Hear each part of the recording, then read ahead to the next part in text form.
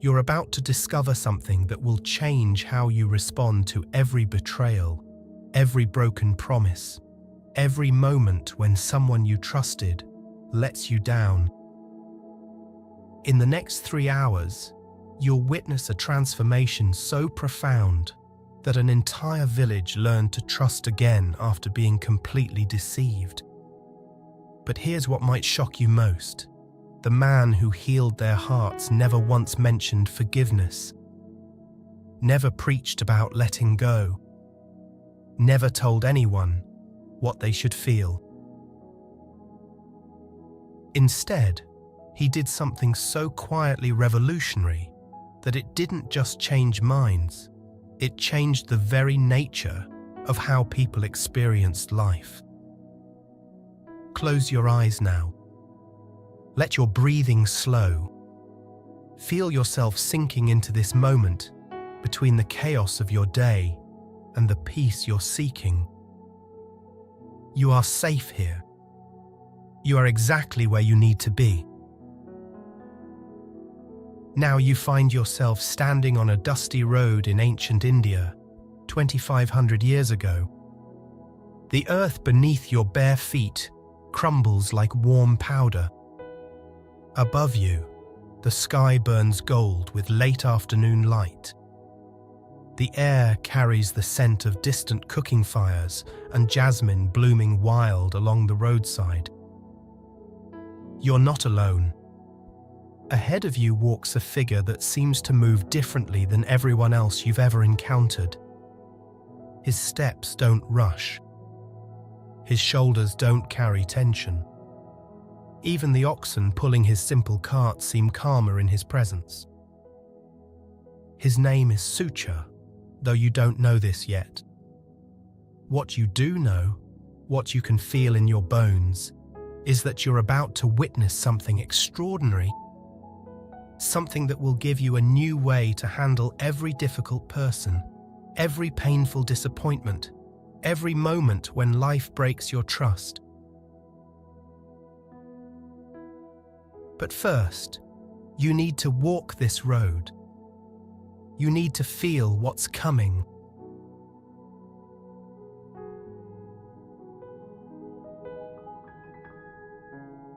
The road curves gently ahead, and with each step, you feel something shifting in the very air around you.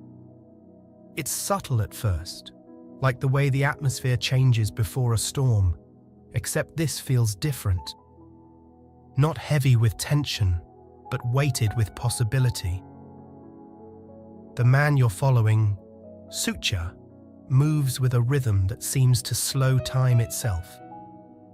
His oxen match his pace, their bells chiming softly, in a pattern that makes your heartbeat want to synchronize. You've never seen anyone walk like this before, as if each step is both a prayer and an answer. But something else catches your attention now. The closer you get to the village ahead, the more you notice what's missing. There are no children running out to greet travelers. No curious faces peering from doorways. No merchants calling out their wares or elders, offering blessings to those on the road. Instead, there's a quality to the silence that feels almost protective, like a village holding its breath. You pass a woman carrying water from a distant well. She glances at Sucha's cart, and for just a moment, her eyes light up, then quickly dim. She hurries past without a word, clutching her clay pot closer to her chest. You see a man mending his roof pause in his work, hammer raised, watching the approaching cart with an expression you recognize from your own life. It's the look of someone who wants to hope, but is afraid too. The look of someone who's been burned at work by a boss who promised raises that never came. Someone who's tired of getting excited only to be let down. This is what betrayal does to a community. It doesn't just break individual hearts, it fractures the very fabric of trust that holds people together. You can feel it in your own chest now, that familiar tightness that comes when you've learned to be careful. When you've discovered that not everyone who smiles at the office party actually has your back. When you've realized that some people see your kindness as weakness to exploit. When you've learnt that being genuine sometimes gets you hurt. But Sucha seems untouched by their wariness. He doesn't quicken his pace or slow it down, doesn't adjust his expression or try to appear more trustworthy. He simply continues being exactly who he is. And there's something profoundly radical about this. In a world where most of us shape-shift constantly, trying to be what our boss wants, what our family expects, what will keep us safe, here is someone who remains utterly himself. The Buddha once taught, peace comes from within. Do not seek it without. And watching Sucha, you begin to understand what this really means. As you enter the village proper, you notice more details that tell the story of what happened here. A pile of broken pottery sits beside one house, the pieces too shattered to mend.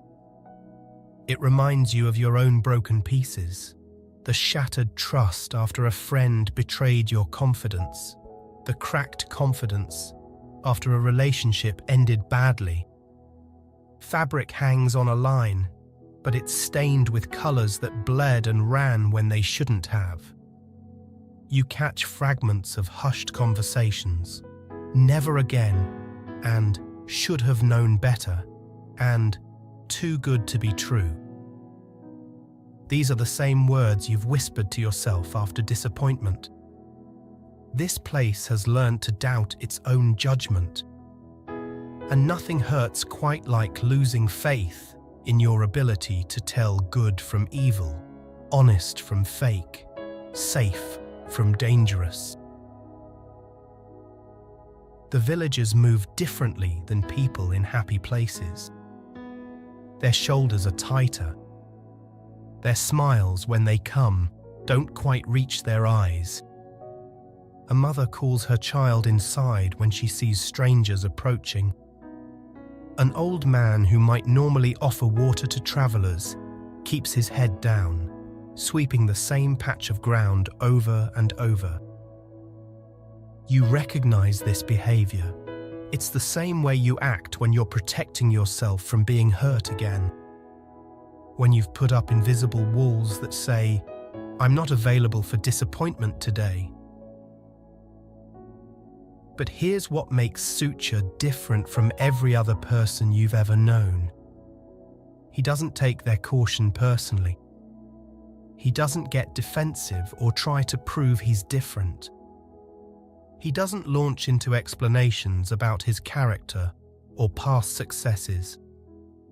In fact, he does something that seems almost impossible in our world of constant self-promotion and personal branding.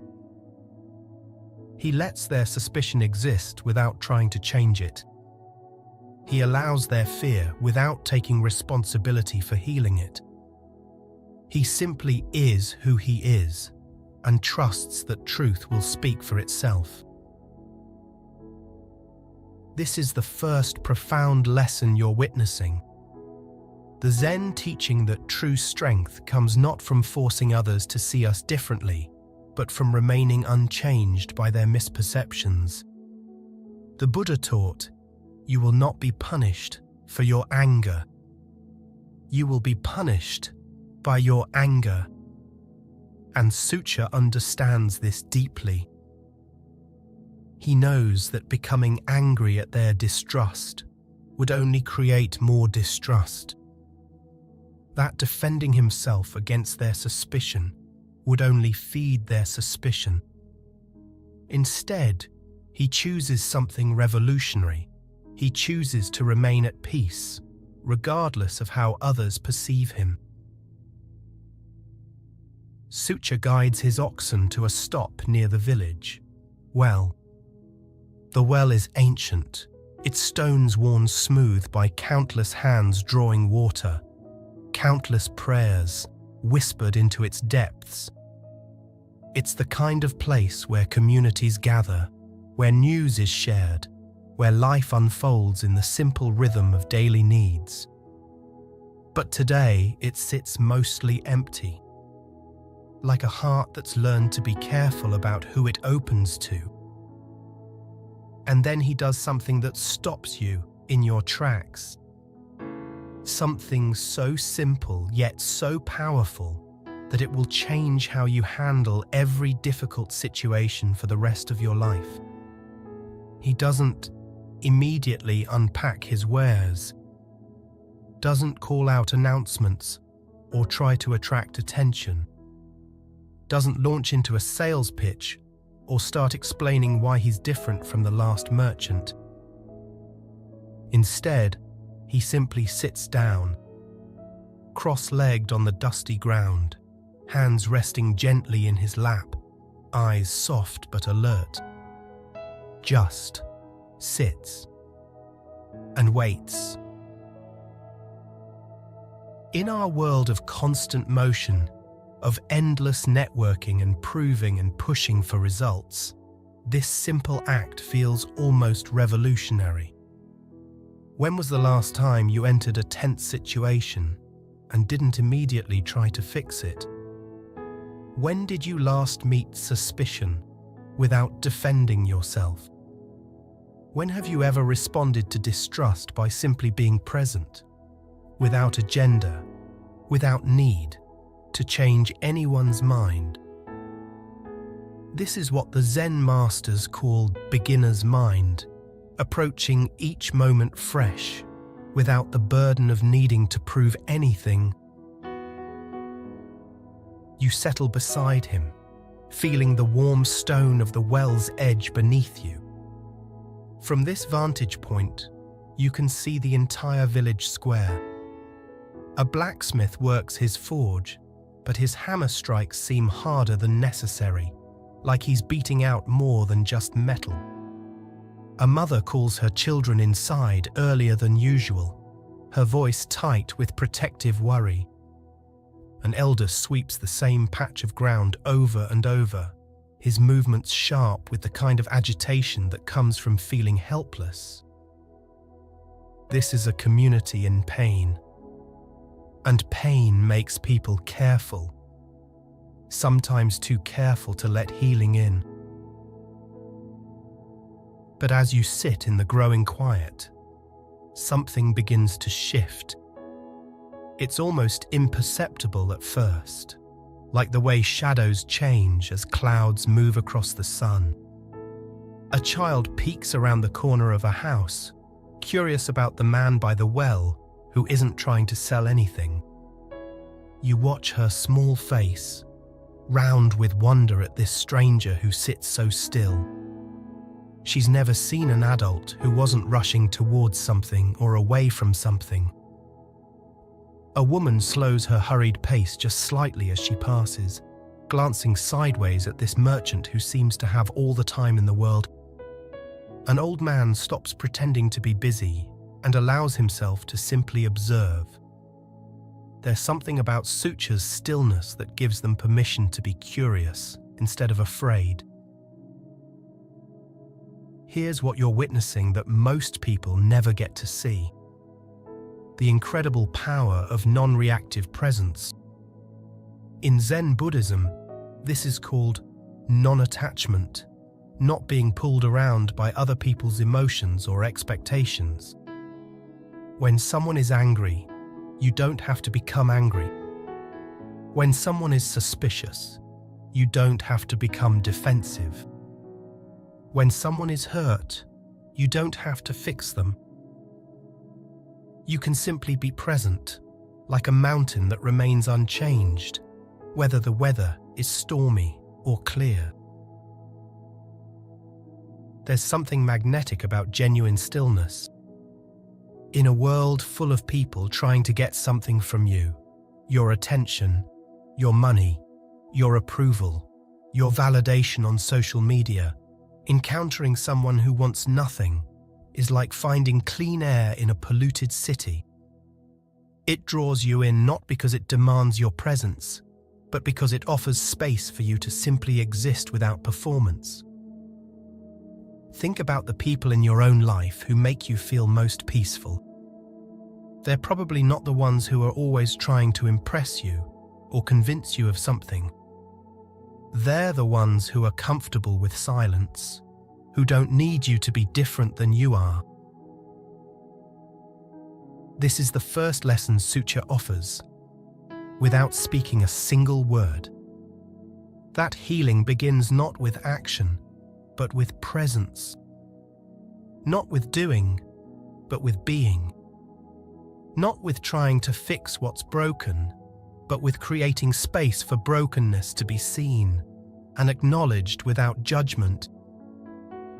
The Buddha taught, if you want to know your mind, sit in meditation for 5 minutes.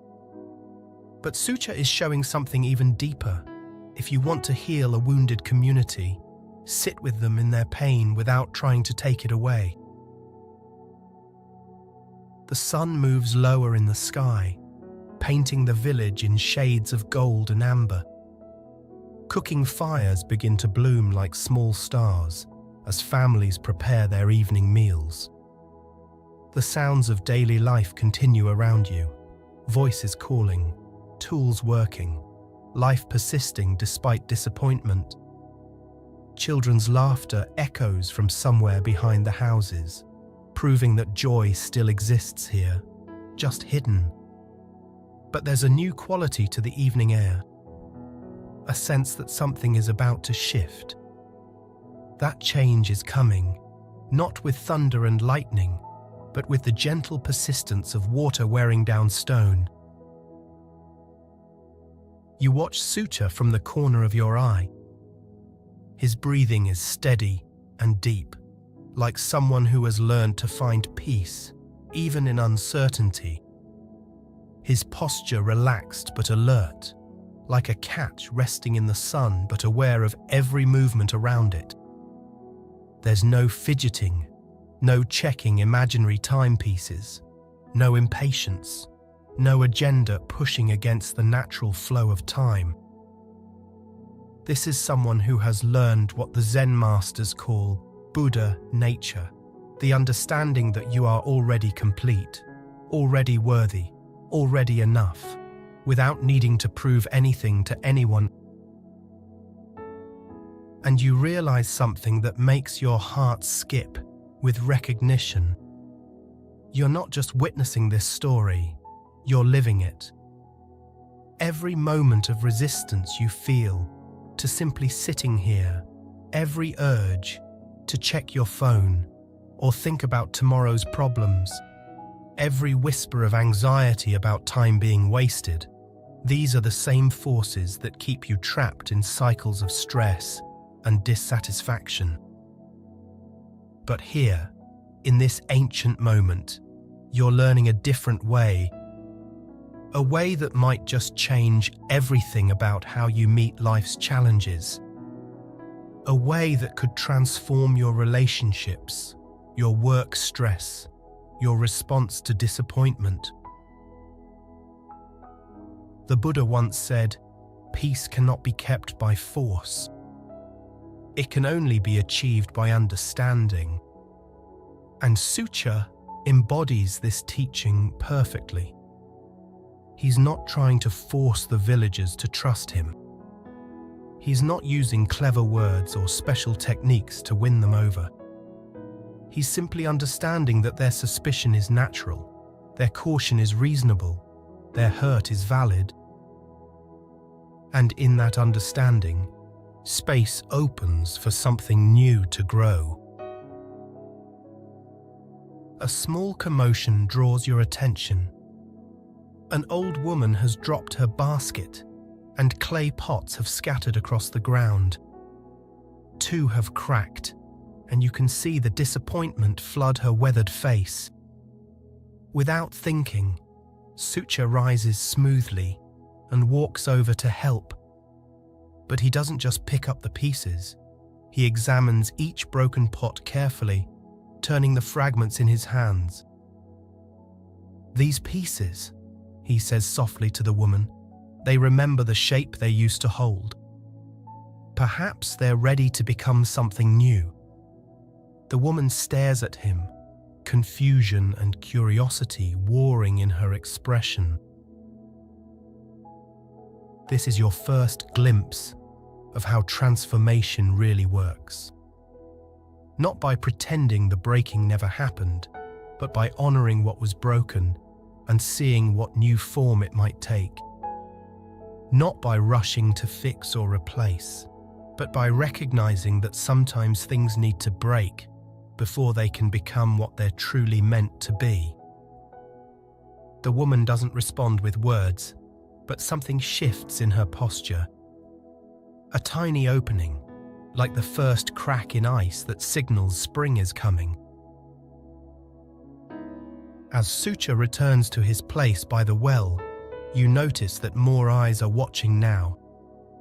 Not with suspicion exactly, but with puzzlement. This merchant doesn't act like merchants are supposed to act. He doesn't seem to want anything from them.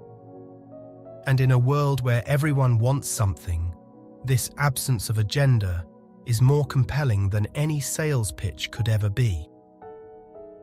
The first stars begin to appear in the deepening sky.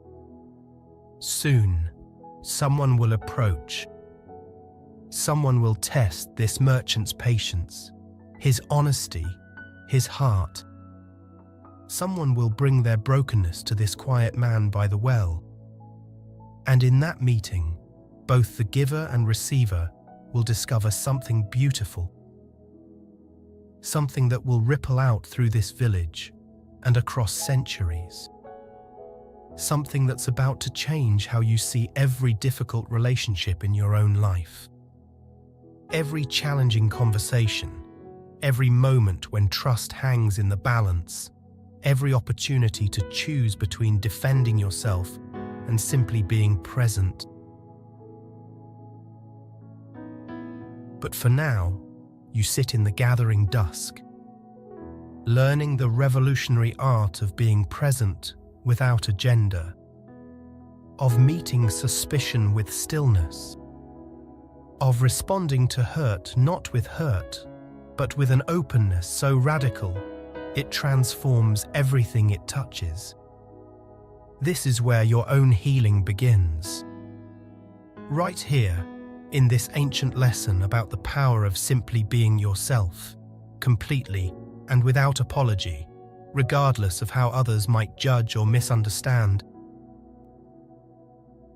The night is coming, and with it, the first tentative steps toward trust. But those steps will be taken not because Sucha convinced anyone of anything. They'll be taken because he created space for people to remember who they really are, underneath their fear.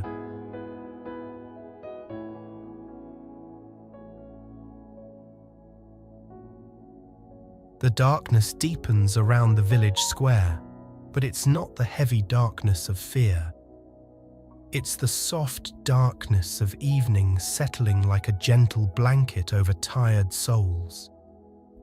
Oil lamps begin to flicker in windows, casting warm golden rectangles of light onto the dusty paths.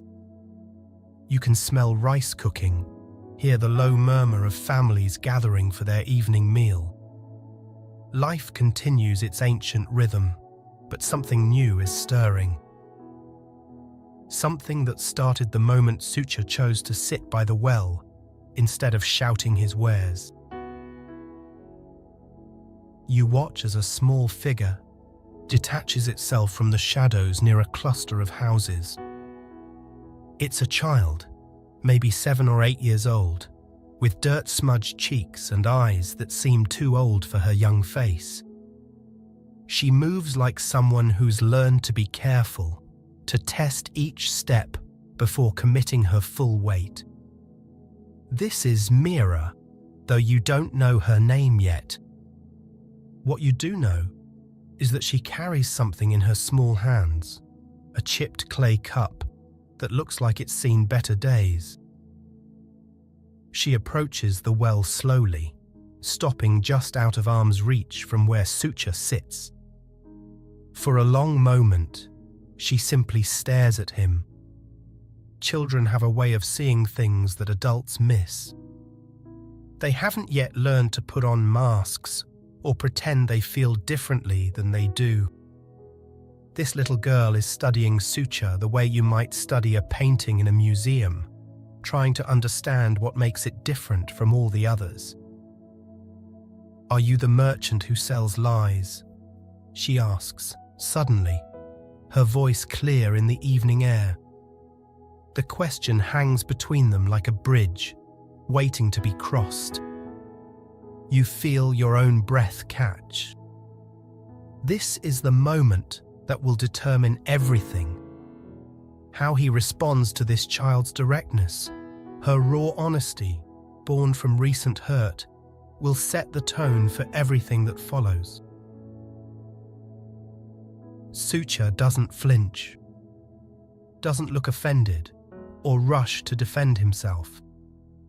Instead, he tilts his head slightly, as if considering her question with the same seriousness he might give to a scholar's philosophical inquiry. "I sell what I have," he says simply, "and I have no lies to sell."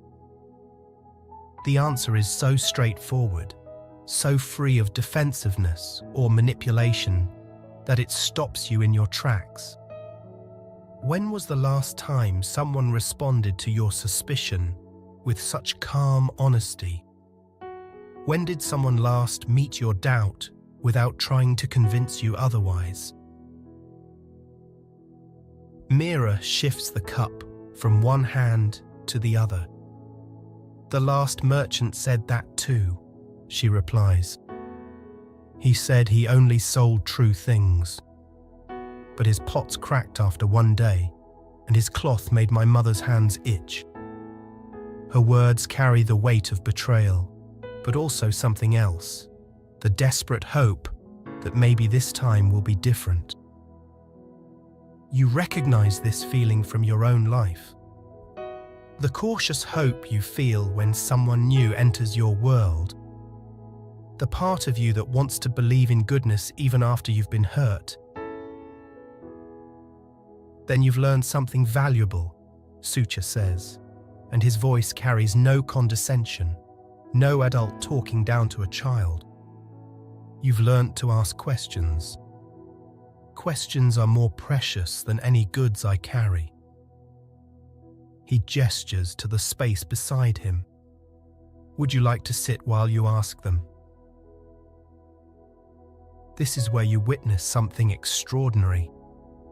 Instead of trying to win the child's trust through gifts or sweet words, Sucha honors her intelligence. He validates her skepticism instead of trying to overcome it. The Buddha taught, 3 things cannot be long hidden: the sun, the moon, and the truth. And Sucha trusts this teaching completely. He knows that truth doesn't need to be defended or sold, it only needs to be lived. Mira considers his invitation.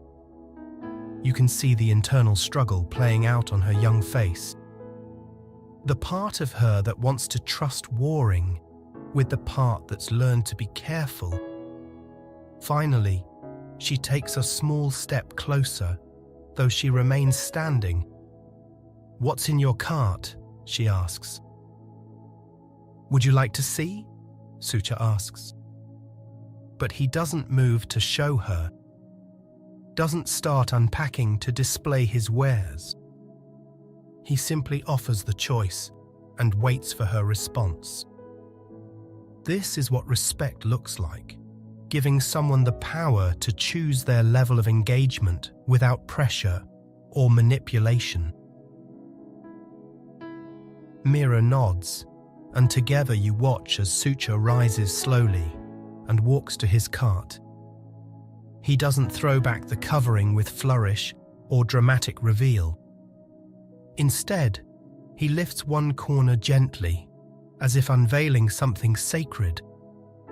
Inside, you see simple things: clay bowls, wooden spoons, lengths of undyed cloth, small jars of what might be oil or honey. Nothing flashy or expensive. Nothing that promises to change your life or solve all your problems. Just honest, useful things made by honest hands. They're so plain, Mira observes, and there's no judgment in her voice, just curiosity. The other merchant had things that sparkled and shined. Yes, Sucha agrees. Beautiful things can sometimes hide ugly truths. Plain things have nowhere to hide. You see exactly what they are. He picks up one of the bowls and holds it out to her. This bowl makes no promises except to hold what you put in it. It won't make your food taste better or your water cleaner, but it won't lie to you either. This is a profound teaching about authenticity. In our world of social media filters and personal branding, of resumes that embellish and dating profiles that exaggerate, here's someone offering plain truth. No enhancement, no marketing spin, no attempt to be more impressive than reality. Just honest presentation of what is. And somehow, this honesty is more compelling than any advertisement could ever be. Mira reaches out tentatively and takes the bowl. It's heavier than she expected. You can tell by the way. She adjusts her grip. She turns it over in her small hands, examining it from every angle. "How do I know it won't crack like the others?" she asks. "You don't," Sucha says simply. "All things break eventually. But this one will break from use, not from lies." He sits back down by the well. The difference is in the making. This bowl was fired slowly, patiently. It was allowed to become what it truly is, instead of being forced into something it's not. You feel something shift inside your chest at these words. How often do you try to force yourself into shapes that don't fit? How much energy do you spend trying to be what others expect, instead of what you truly are? Sucha is teaching the deepest lesson of Zen Buddhism, without using any Buddhist terms, that authenticity is not just more honest, it's actually stronger. When you stop pretending to be something you're not, you discover the unshakable strength of simply being yourself. Mira sits down now, cross-legged like Sucha, still holding the bowl. "Are you a good person?" she asks, with the devastating directness that only children possess. The question slices through all pretense, all social nicety, straight to the heart of what really matters. Sucha is quiet for a long moment, not because he doesn't know the answer, but because he's considering how to give a truthful response to such an important question. "I try to be," he finally says. "Some days I succeed better than others, but I have stopped trying to be perfect, and that has made me more honest." This answer stops you cold. When was the last time someone answered your question about their character with such undefended honesty?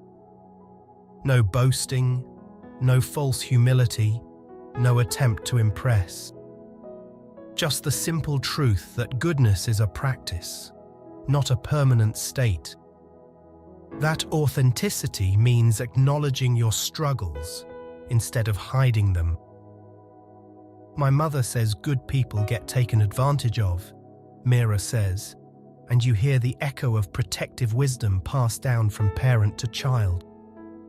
The kind of warning that comes from experience, from being hurt by people who mistook kindness for weakness. Your mother is wise to teach you to be careful, Sucha replies. But there's a difference between being good and being foolish. Good people can learn to be wise. They can be kind without being naive. They can trust without being blind. He looks at the bowl in her hands. That bowl is good. It's well made and honest. But it's also wise. It knows its limits. It won't try to hold fire or promises it can't keep. As they talk, you notice that other villagers have begun to emerge from their homes, not approaching directly, but finding reasons to be nearby. A woman hangs laundry on a line that gives her a clear view of the well. An old man sits on his doorstep, whittling a piece of wood but listening to every word. A teenage boy helps his father load a cart, but the work is taking much longer than necessary. They're all drawn to this strange scene, a merchant who doesn't seem to want to sell anything, talking to a child as if her questions matter more than his profit. "Can I ask you something else?" Mira says, setting the bowl carefully in her lap. "Why didn't you try to tell me I was wrong for not trusting you?"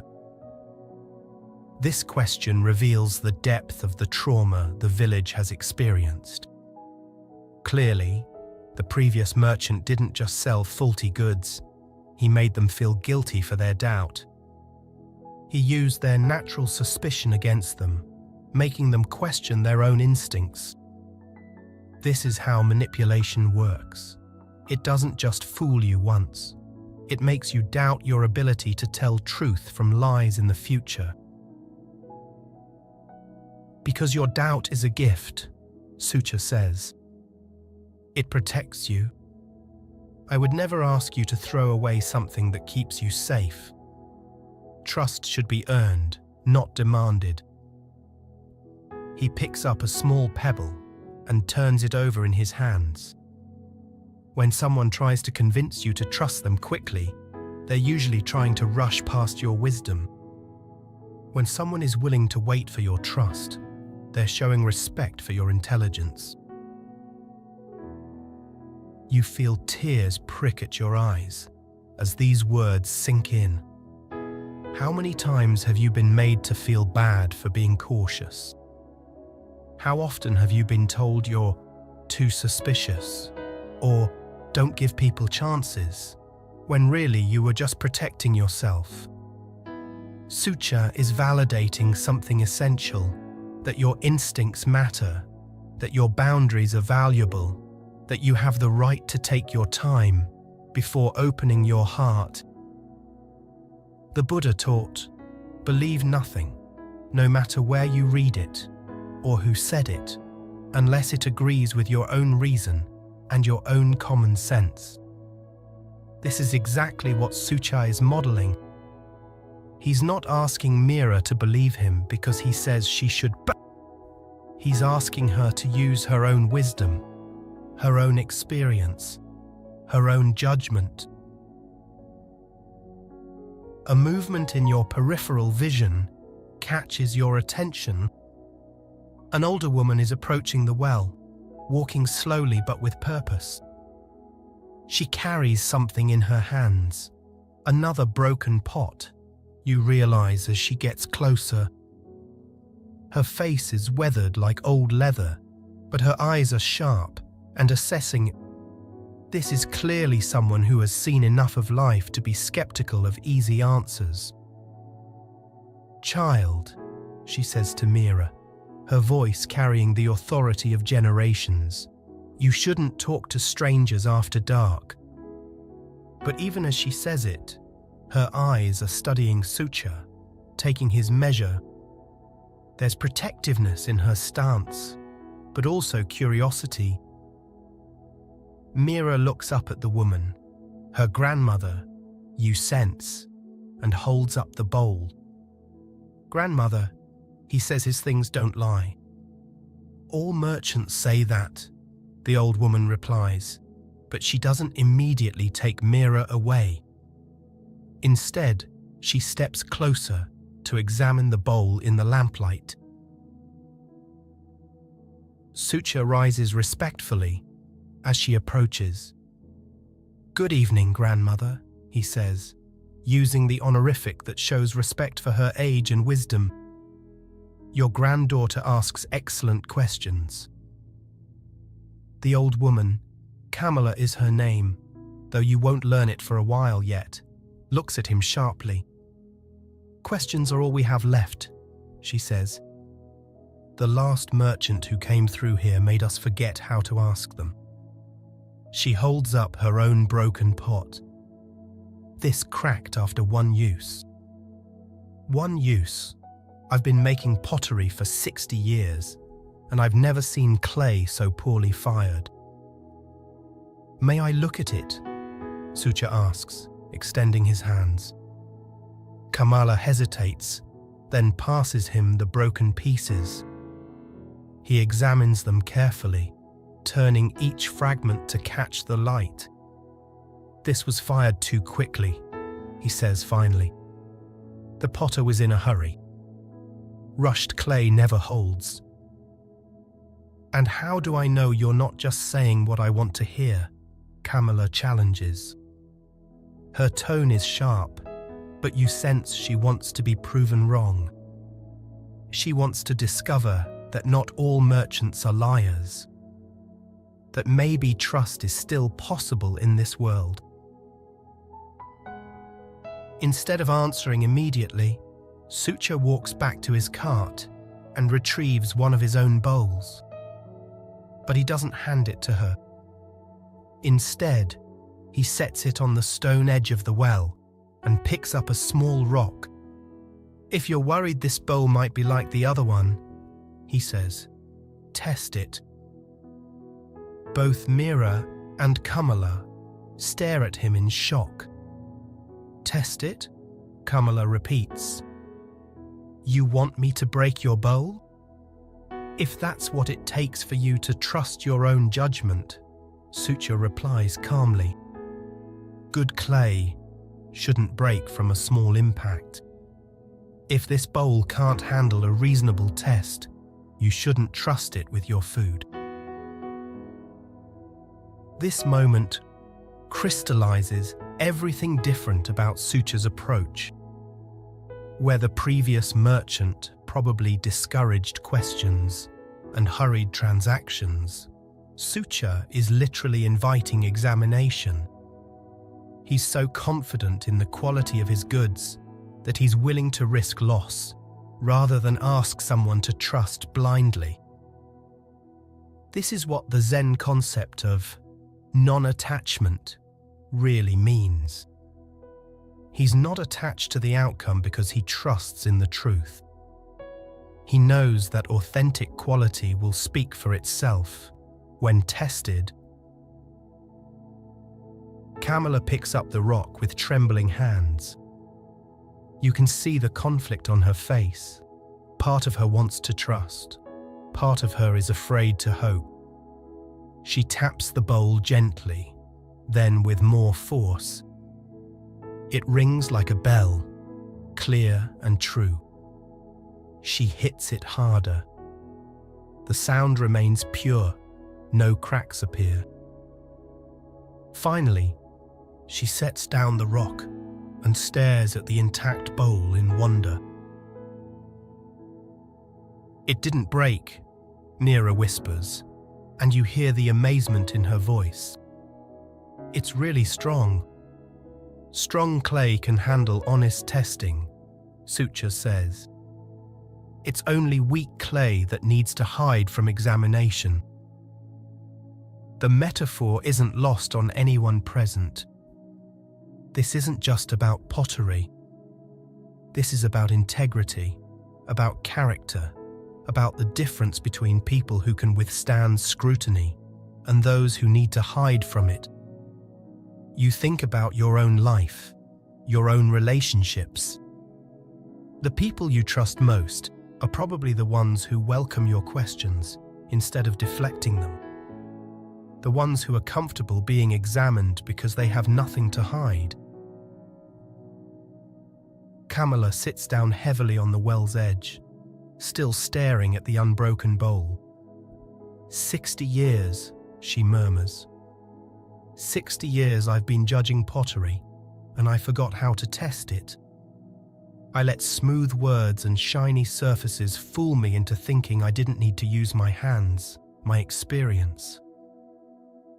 She looks up at Sucha with something that might be the beginning of respect. You're teaching me to trust myself again. You never lost that ability, Sucha replies gently. You just temporarily forgot to use it. Wisdom doesn't disappear. Sometimes it just gets covered over by doubt. By now, more villagers have gathered around the well, drawn by the sound of voices, by the unusual sight of their most skeptical elder sitting peacefully with a stranger. A young man steps forward, holding what looks like a length of cloth. Is it true what they're saying? He asks. That you let people test your goods before buying? Word travels fast in small communities. Already, the story of the unbreakable bowl is spreading from house to house. But more than that, the story of a merchant who invited testing instead of discouraging it, who treated doubt as wisdom instead of obstacles to overcome. Test anything you like, Sucha says simply. If it's well made, testing will only prove its quality. If it's poorly made, better you should know now than after you've paid for it. The young man unfolds his damaged cloth, clearly another victim of the previous merchant's deception. The fabric is discolored, the dye having run in ugly streaks. This was supposed to be color-fast, he says bitterly. Sucha examines the ruined cloth with the same careful attention he gave the broken pottery. The dye was set with salt water, he observes. Salt water fades quickly. True color-fast dye is set with minerals and time. He goes to his cart and brings back a small piece of his own fabric. Here, he says, handing the young man a cup of water. Wet this and see if the color runs. The young man dips the cloth in the water, then wrings it out. The water remains clear. He tries again, rubbing the wet fabric between his hands. Still no color bleeds. How? He asks. How do you make dye that holds? Time, Sucha answers. Patience. The willingness to do things right instead of fast. Good dye needs 3 days to set properly. Bad dye is rushed and seems ready in 3 hours. He looks around at the small crowd that has gathered. This is true for most things worth having. They require time to become what they're meant to be. You feel the profound truth of this statement settling into your bones. In our instant gratification world, where everything is supposed to happen quickly and easily, here's someone advocating for the slow path, the patient path, the path that honors natural timing instead of forced results. You think about your own life. The relationships that lasted were the ones that developed slowly. The skills you mastered were the ones you practiced patiently over time. The deepest truths you've learned came through experience, not quick fixes. A small commotion draws your attention to the edge of the gathering. A man is pushing through the small crowd, his face set in hard lines. This is Bandhula, the grain merchant, and his reputation for skepticism precedes him. If anyone is going to challenge Sucha's claims, it will be him. More testing, he says loudly, his voice carrying a sneer. More pretty demonstrations. But what happens when the testing is over and we've paid our money? What happens when you're gone and we discover the truth? His words carry the weight of recent betrayal, the bitter wisdom of someone who trusted once and regretted it. Sucha turns to face him directly, no defensiveness in his posture. "What would satisfy you?" he asks simply. "What would convince you that my goods are what I claim them to be?" Bandhula is clearly surprised by this direct approach. He was prepared for arguments or sales pitches, not genuine questions about his concerns. I want proof that will last," he says, his certainty wavering slightly. "Not just tricks that work for a moment." "Then choose something from my cart," Sucha offers. "Take it home. Use it for a full moon cycle. If it fails or proves false in any way, bring it back. I'll return whatever you paid and give you something else of equal value, as apology for wasting your time." The crowd goes silent. This is unprecedented. No merchant offers a moon cycle guarantee. No trader puts his reputation and profit at such risk. But Sucha stands calmly in the center of their shock, as peaceful as if he just offered someone a cup of tea. "You would do that?" Bandhula asks, his voice smaller now, less certain of his cynicism. "You would let me use something for a full month and return it if I'm not satisfied?" "I would," Sucha confirms, "because I trust both my goods and your honesty. If you return something, it will be because it truly failed, not because you're trying to cheat me." He looks around at the gathered faces. This is what real confidence looks like. When you know something is good, you're not afraid to let people discover it for themselves. The Buddha taught, in the end, these things matter most. How well did you love? How fully did you live? How deeply did you let go? Watching Sucha, you understand that letting go doesn't mean not caring.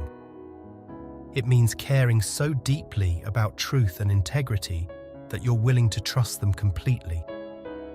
Even when it's risky. Even when it's unconventional.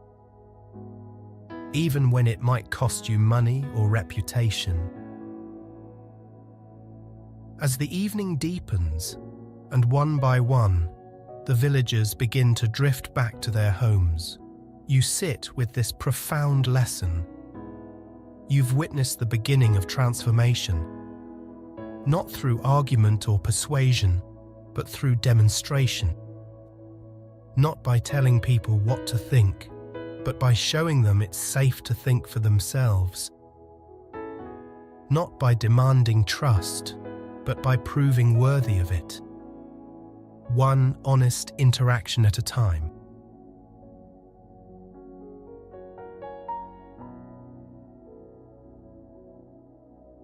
The second day dawns with a quality of light that seems different from yesterday. Softer somehow, more welcoming. You wake to find Sucha already sitting by the well, But this morning he's not alone.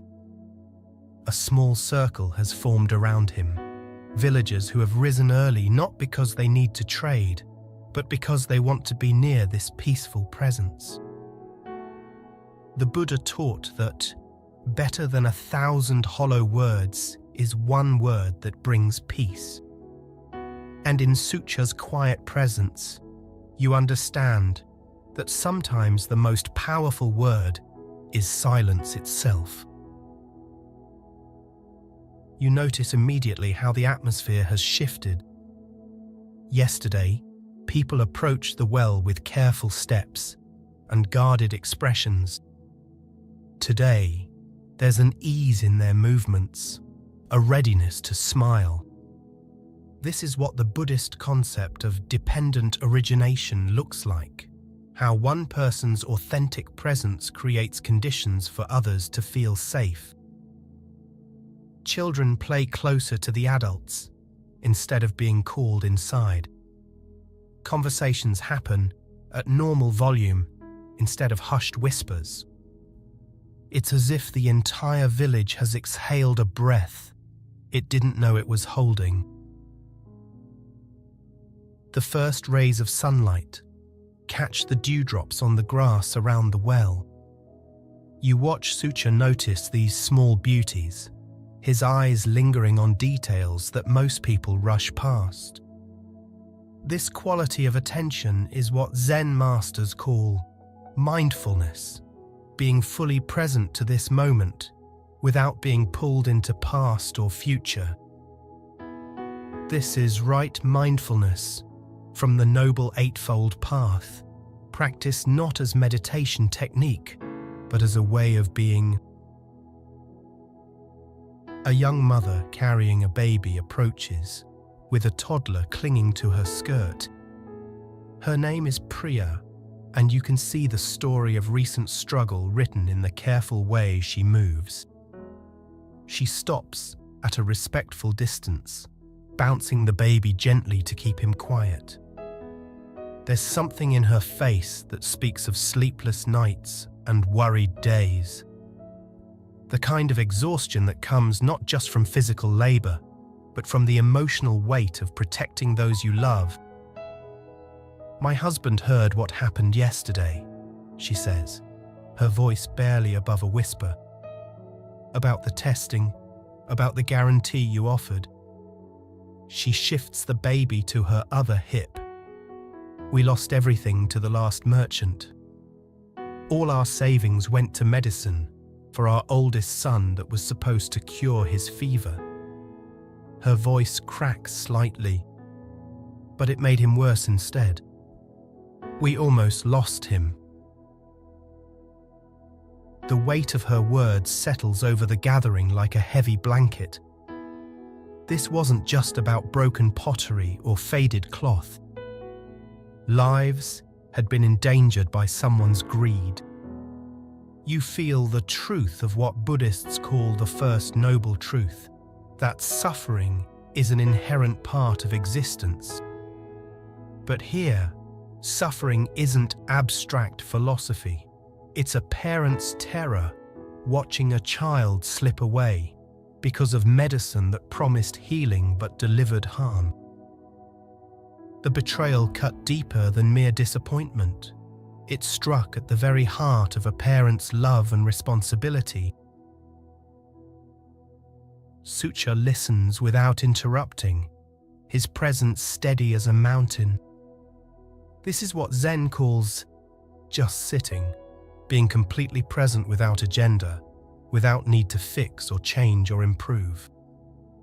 When she finishes, he doesn't immediately offer solutions or make promises. Instead, he asks a simple question that shows he was truly listening. "How is your son now?" This is right speech from the Eightfold Path, words that heal rather than harm, that seek understanding rather than self-promotion. "Better," Priya says, and for the first time her face softens with relief. "The village healer gave us proper medicine, real herbs that actually helped." You can see gratitude flowing through her like water through drought-cracked earth. But we have no money left to pay her what we owe. She looks down at the baby in her arms. I came to ask if you trade for things other than coins. This question reveals something beautiful about the Buddhist understanding of right livelihood. Even after being betrayed, even after losing everything, this mother is seeking honest ways to pay her debts. She's not asking for charity or pity. She's asking for the opportunity to participate in what the Buddha called right exchange, trade that honors the dignity of all parties. This embodies dana, the practice of giving, not as one-way charity, but as recognition that we all have gifts to offer. What do you have to offer? Sucha asks, and there's no judgment in his voice. No assumption that someone without money has nothing of value. This question embodies the Zen principle that everyone possesses Buddha nature, the inherent capacity for awakening, for contributing something meaningful to the world. Priya hesitates, then reaches into her bundle and pulls out a piece of embroidered cloth. The work is exquisite, tiny, perfect stitches forming patterns that seem to dance in the morning light. I sew, she says simply. It's all I know how to do well. The humility in her voice carries the weight of conditioning, how society teaches us to diminish our gifts. But what she's holding is a manifestation of what Zen calls beginner's mind, approaching each stitch with fresh attention and care. Sucha takes the cloth gently, examining it with the same careful attention he gave the broken pottery yesterday. This is what mindful appreciation looks like, seeing not just the object, but the love invested in its creation. This is beautiful work, he says, genuine appreciation in his voice. How long did this piece take you? He's asking not to calculate time cost efficiency, but to honor the meditation that went into each stitch. 3 evenings, Priya admits. Working by lamplight after the children were asleep. She looks down at her work-roughened hands. I know it's not much, but it's what I can do. Here is the conditioning of a world that measures worth by market value rather than heart value. Not much? Sucha repeats, his voice carrying gentle surprise. This represents 3 evenings of your life. 3 evenings when you could have been resting, but instead you chose to create something beautiful. He holds up the embroidery to catch the light. The Buddha taught, if you truly loved yourself, you would never hurt another. Your work shows that love for beauty, love for the person who will receive this, love for the act of creation itself. He looks directly at her. This shows patience, skill, dedication. These are expressions of Buddha nature, made visible. You watch Priya's face transform as his words sink in. She stands a little straighter, holds her children a little less protectively. Someone has just seen her worth, not as a customer, but as a human being expressing her essential nature through skillful means. The Buddha taught that thousands of candles can be lighted from a single candle, and the life of the candle will not be shortened. Happiness never decreases by being shared. This is what you're witnessing, joy growing through recognition of inherent human dignity. What would help your family? Sucha asks. Not what you can afford, but what you actually need. This distinction embodies the Buddhist principle of right intention, acting from wisdom and compassion rather than greed or fear.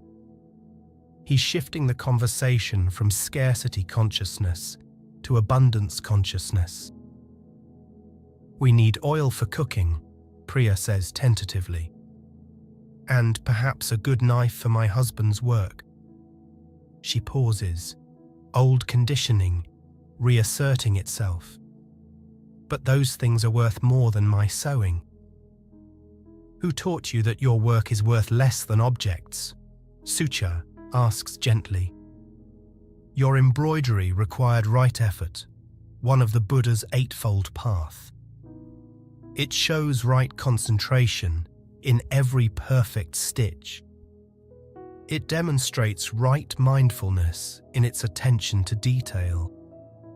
He turns the embroidery in the light. This pattern exists nowhere else in the world. You imagined it and brought it into being. How do you put a price on creation itself? This teaching goes to the heart of Buddhist economics, understanding that true value lies not in scarcity or market demand, but in the Dharma qualities invested in creation.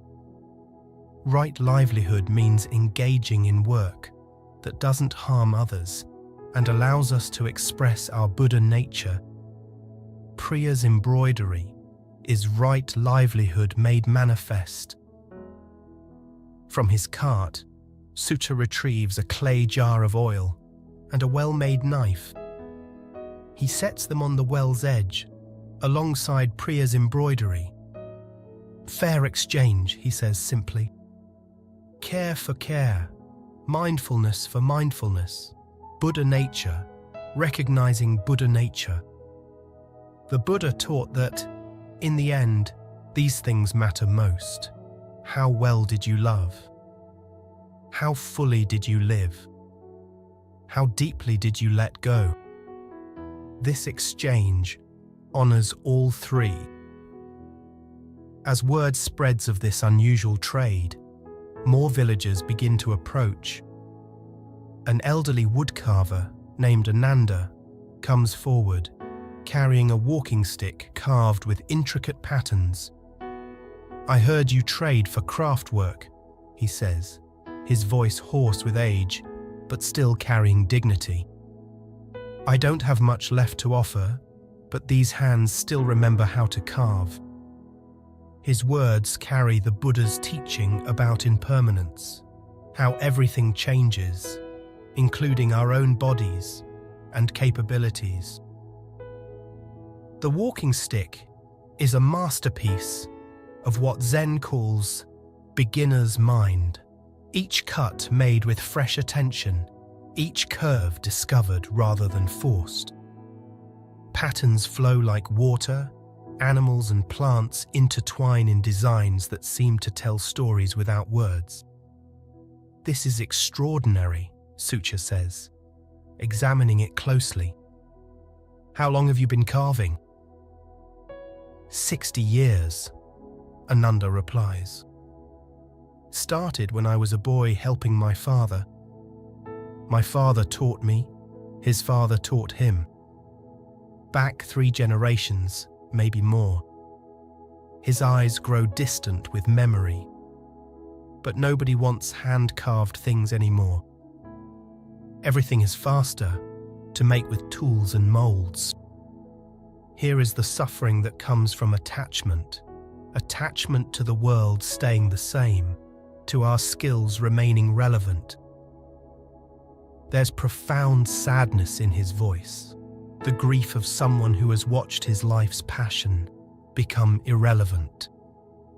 You recognize this as dukkha, the first noble truth, the suffering that comes from impermanence and change. But embedded in his words is also the beauty of Dharma transmission, how wisdom passes from teacher to student across generations. The world may not want hand-carved beauty, Sucha replies, but the world needs it. He continues examining the stick with genuine wonder. The Buddha taught that 3 things cannot be long hidden: the sun, the moon, and the truth. Your carving reveals truth, the truth that human hands guided by patient hearts can create beauty that machines cannot. He traces one of the carved birds with his finger. This will outlast a dozen mass-produced ones. More importantly, it carries what Zen calls mind essence, the consciousness of the maker transmitted through matter. You watch tears gather in the old man's eyes. Someone has just offered him what Buddhist psychology calls right view, seeing his work not as obsolete, but as precious Dharma expression. Your skill isn't obsolete, it's endangered. And that makes it more precious, not less. Sutra continues.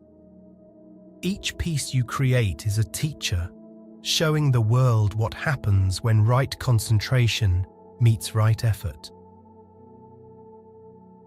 What would you want in exchange for such artistry? Sucha asks. I'm old, Ananda says. I don't need much for myself. But my granddaughter is getting married next season. I'd hoped to buy her something special, something that would last. His words embody the Buddhist understanding of interdependence, how our joy is connected to the joy of those we love. From his cart, Sucha retrieves a set of silver bangles, simple but beautifully made. These were crafted by a silversmith in the mountains. He follows the Buddha's teaching about right livelihood, working slowly, mindfully, ensuring each piece serves the highest good. He places them beside the walking stick. Masterwork for masterwork, both expressions of what happens when skill meets compassion. The day continues with a steady stream of such exchanges. Each transaction becomes a teaching about Buddhist principles in action. A woman named Kamala brings bread, made with techniques passed down through generations, demonstrating what the Buddha called skillful means, adapting ancient wisdom to present needs. A young man named Devak offers to repair cartwheels using methods his grandfather taught him, showing how Dharma transmission works through practical skills, not just spiritual teachings. Each interaction follows the same pattern. Sucha recognizes not just the utility of what they offer, but the Buddha nature expressed through their creation. But something even more significant begins to happen as the morning progresses. The villagers start to linger after their trades, demonstrating what Buddhist community, Sangha, looks like when it forms naturally.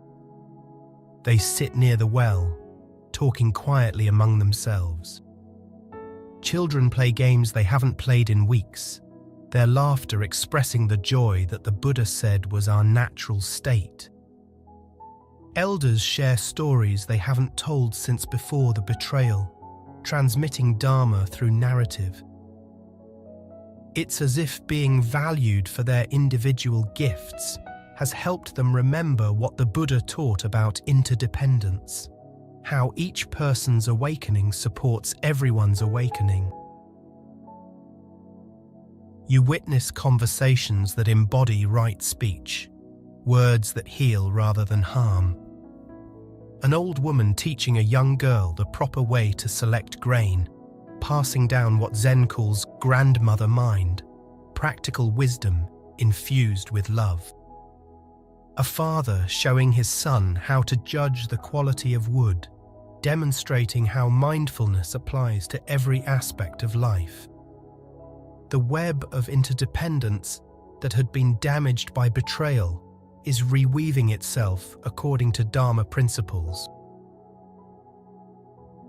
This is when the most significant encounter of the day arrives.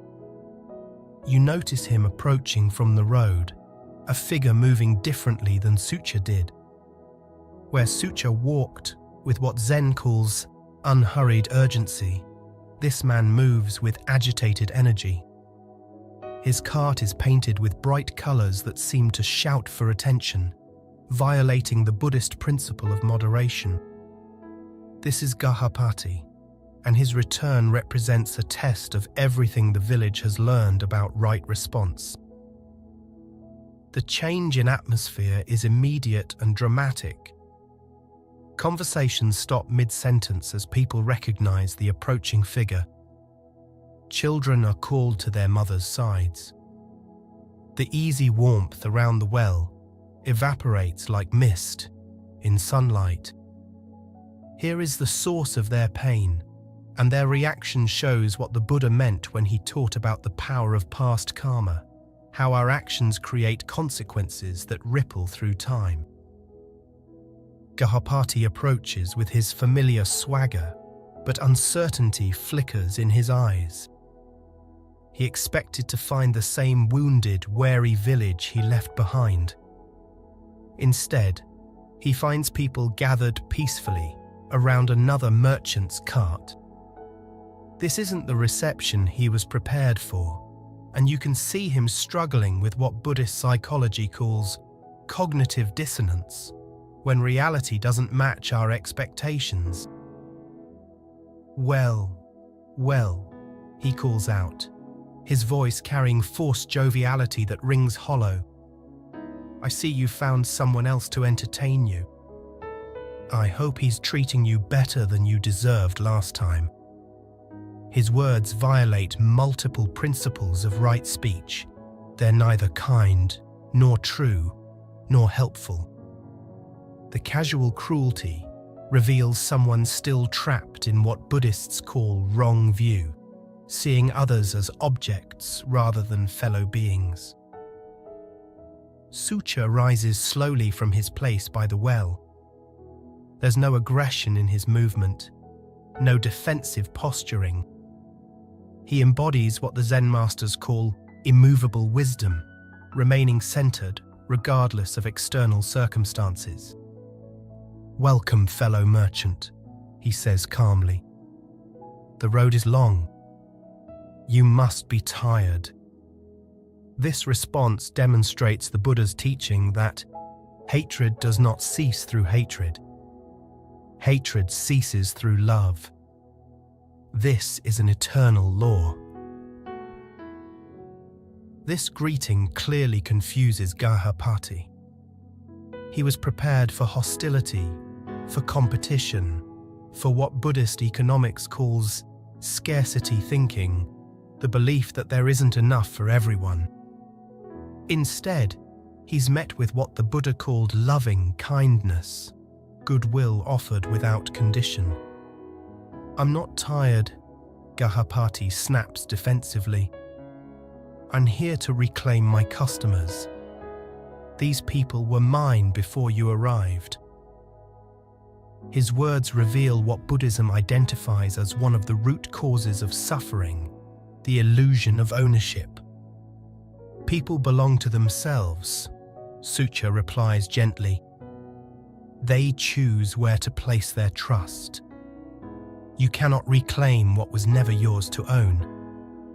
This response embodies the Buddhist teaching about non-attachment, understanding that trying to possess or control others leads inevitably to suffering. Gahapati's face flushes with anger. You think you're better than me with your simple clothes and humble cart. But I know merchants like you. You're just better at hiding your greed. What's your real gain?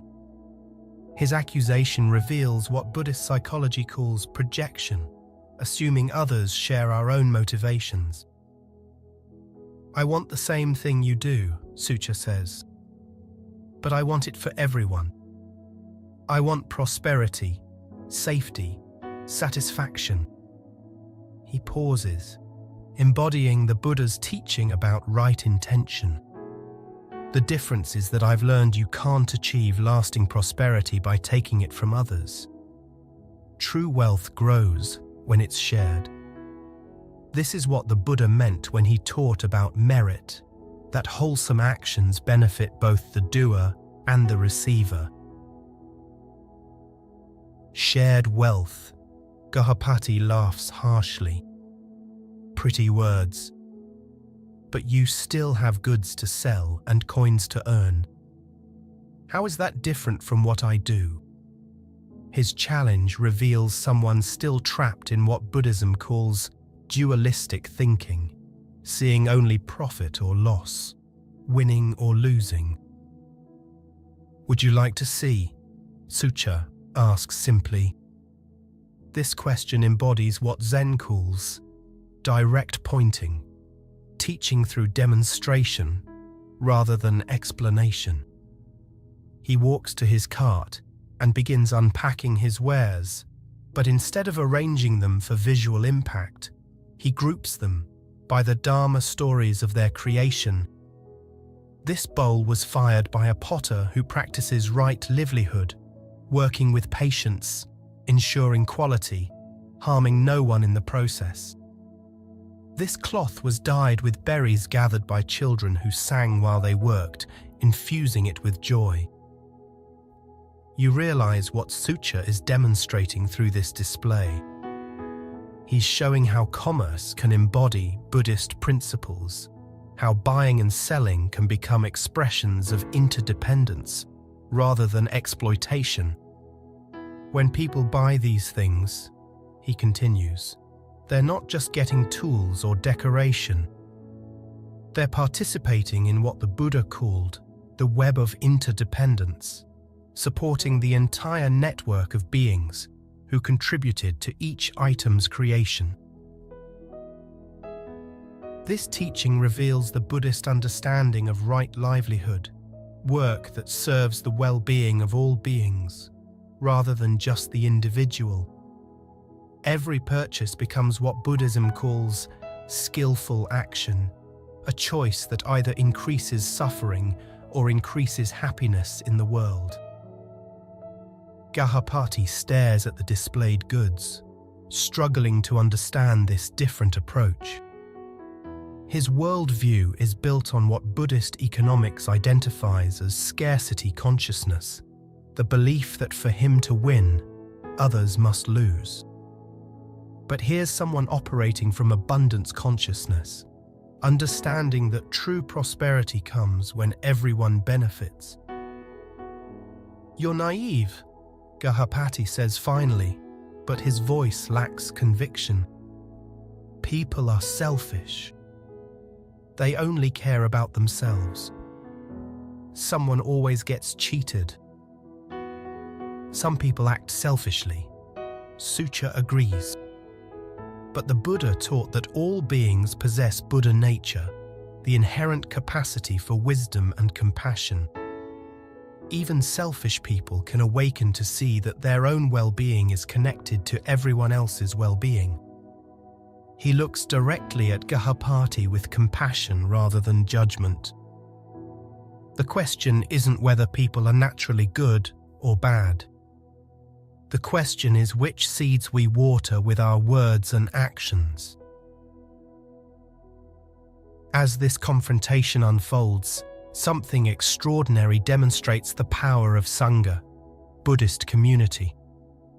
The villagers don't flee or hide. Instead, they begin to gather closer, their presence creating what Zen calls protection through witness. They're embodying the Buddha's teaching about collective courage, how individual awakening strengthens when supported by awakened community. A small child breaks free from her mother's protective grip and approaches Gahapati. It's Mira, the girl who first questions Sucha with such directness. "Are you the merchant who sold my brother's sandals that fell apart?" she asks. Her words carry what Zen calls beginner's mind, seeing clearly without the filters of adult politeness or fear. Gahapati looks down at her, and for a moment his swagger falters. "Those sandals were fine," he says defensively. "Your brother must have mistreated them." But faced with the clear eyes of a child, his justifications sound hollow even to himself. "He wore them once," Meera replies. "To temple. They broke before we got home." She tilts her head, studying him with frank assessment. "Why would you sell things that break so easily?" Her question embodies what the Buddha called right inquiry, seeking truth without malice.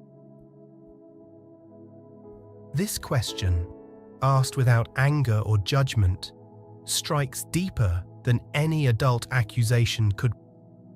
In the face of such innocent directness, Gahapati's defensive structures begin to crumble. Children, the Buddha taught, are natural Dharma teachers because they haven't yet learned to hide truth behind social conventions. Sucha steps gently between them, embodying what Buddhist psychology calls skillful intervention. "Sometimes people make choices they're not proud of," he says to Meera. "Sometimes they forget that every person they meet is someone precious." He looks at Gahapati with loving kindness, goodwill that includes even those who have caused harm. But the Buddha taught that people can always choose differently. Awakening is always possible. The crowd holds its collective breath. This is what Buddhists call a Dharma moment, when conditions align for potential awakening. Gahapati can double down on his defensiveness, remaining trapped in what the Buddha called ignorance. Or he can do something that Zen teaches is always possible, admit his mistakes, and choose differently. Gahapati starts, then stops. His shoulders sag as if a heavy burden is finally being acknowledged. "The sandals were poorly made," he admits quietly. "I knew they wouldn't last. I sold them anyway because I needed the money." He looks at Meera, then at the gathered villagers. "I'm sorry." These words represent what Buddhism calls right acknowledgement, taking responsibility without excuses or blame. The silence that follows carries what Zen masters call pregnant emptiness, space filled with possibility. The villagers don't immediately respond with forgiveness. Buddhist wisdom teaches that trust, once broken, heals through consistent right action, not just words. But something fundamental has shifted. The possibility of redemption has entered the space. Sucha approaches Gahapati with a question that embodies the Buddhist principle of fresh start, understanding that every moment offers opportunity for new choices. "What would you like to do now?" he asks. Not what he should do according to others' expectations, but what his own awakening heart wants to do. "I want to make it right," Gahapati says. And for the first time, his voice carries what the Buddha called right intention, motivation arising from wisdom rather than selfishness. "But I don't know how. I don't have money to repay everyone. I don't have replacement goods." "What do you have?" Sucha asks. This is the same question he asks everyone, because Buddhist teaching holds that every being has Buddha nature, something valuable to offer. Even people who have made terrible mistakes possess the capacity for wisdom and service. Gahapati looks down at his hands, perhaps seeing them clearly for the first time. "I have skill in trading," he says slowly. I know routes between villages which crafters make quality goods, which merchants can be trusted. He pauses, recognizing the irony. I know which ones can't be trusted too. Knowledge can be a form of dana, generous giving, Sucha observes. You could help other communities avoid the mistakes you made. You could use your experience to protect others from dishonest merchants. The Buddha taught, the mind is everything. What you think you become. Transform your knowledge of deception into wisdom that protects others. This suggestion opens what Buddhists call the path of redemption, understanding that past harmful actions can be balanced through future helpful actions. Gahapati's eyes widen as he grasps this possibility. You mean I could use what I've learned about cheating people to help them avoid being cheated?